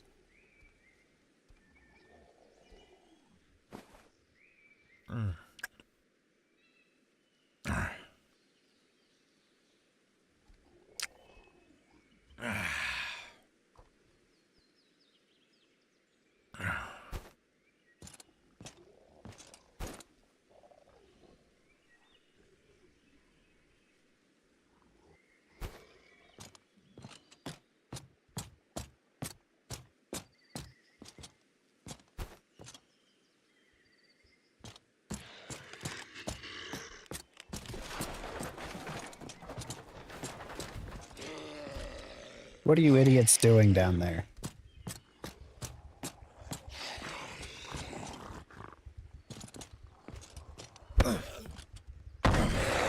Oh, shit!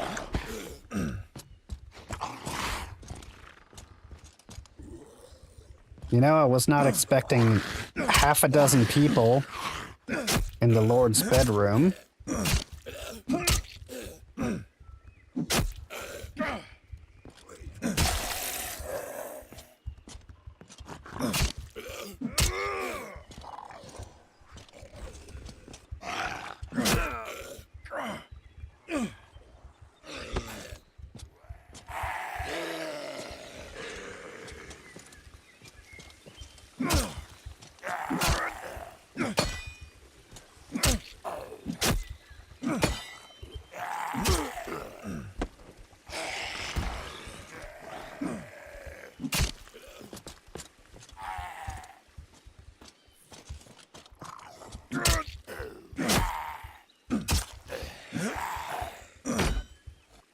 Just die, damn you.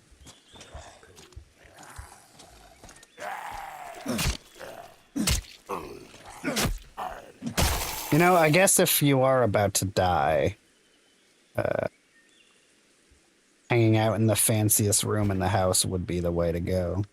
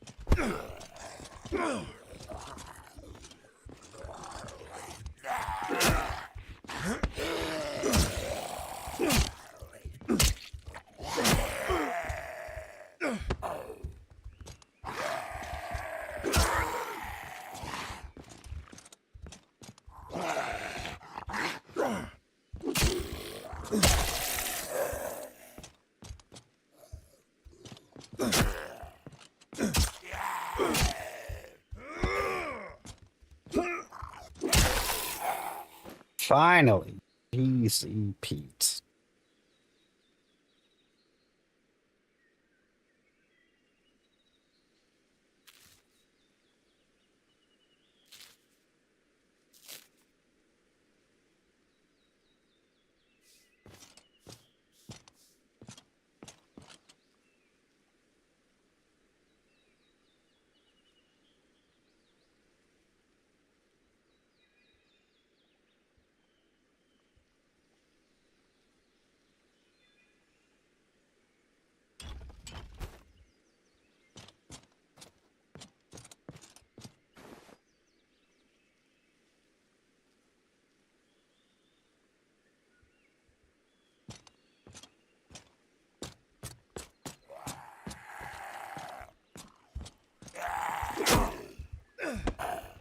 I just swapped out a bandage, man.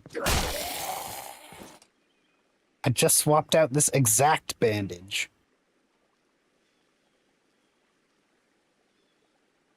How's it dirty again so quick through 5 layers of clothing?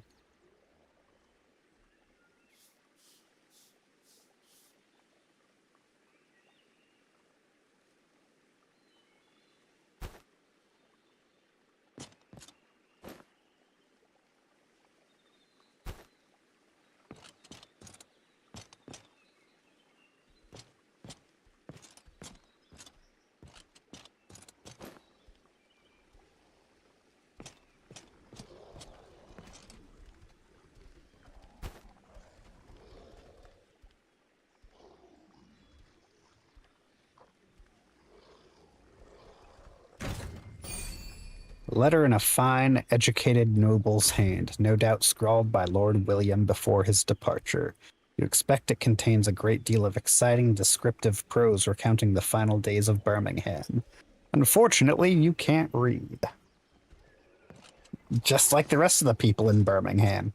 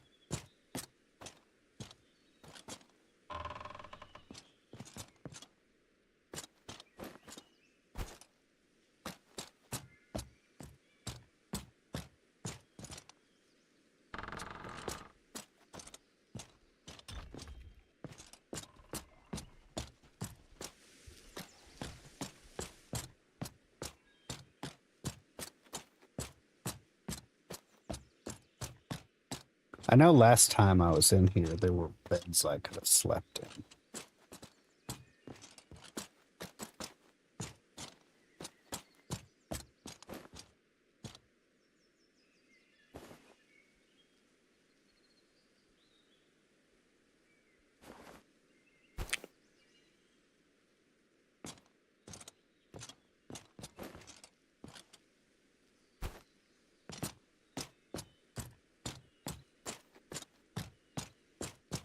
Kinda sucks I can't just sleep in the Lord's bed. It's the most comfortable looking bed in the game.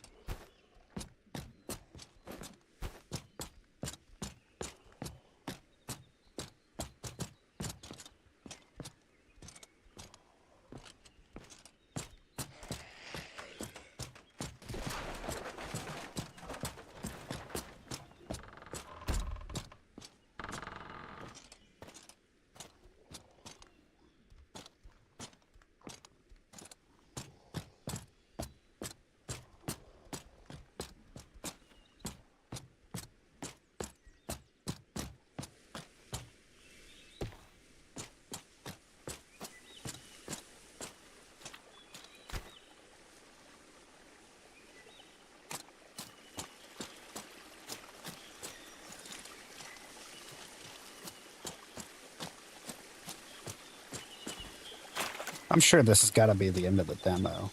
I go to sleep. That's got to be the last thing, right?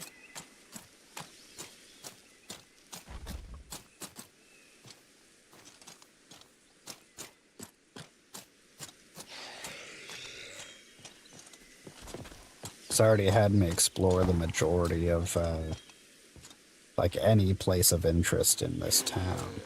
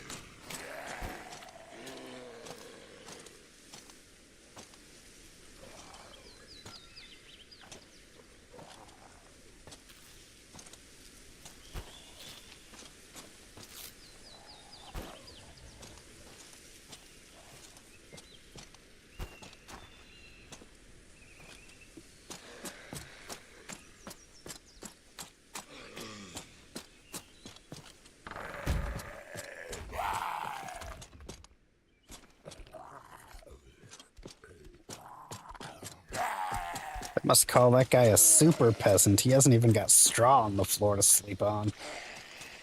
Pathetic.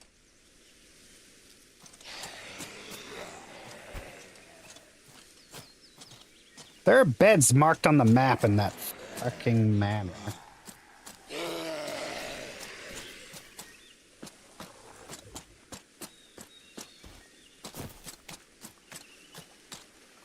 And I know they're on the second floor because I didn't explore the first.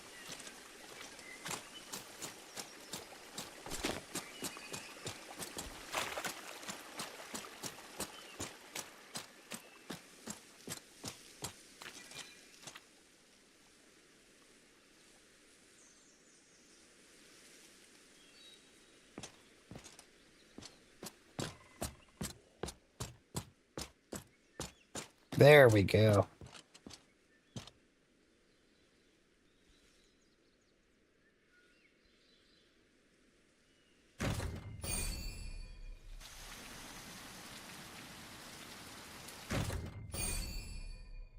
Okay, survivors, your journey through God Save Birmingham beta build has come to an end here. We sincerely thank everyone who participated in the test. Blah, blah, blah, blah, blah. You're welcome, I guess.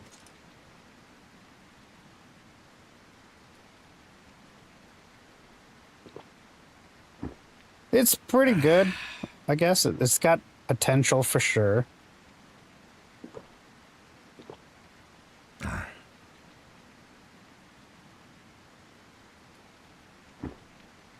So when the next beta comes around, I think I'll play it.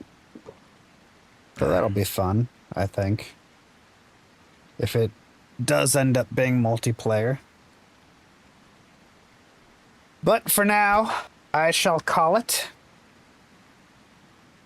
Thank you very much for sticking with me the whole time, Quinn. And thanks to anyone else who ends up watching it. So I am going to bid you farewell.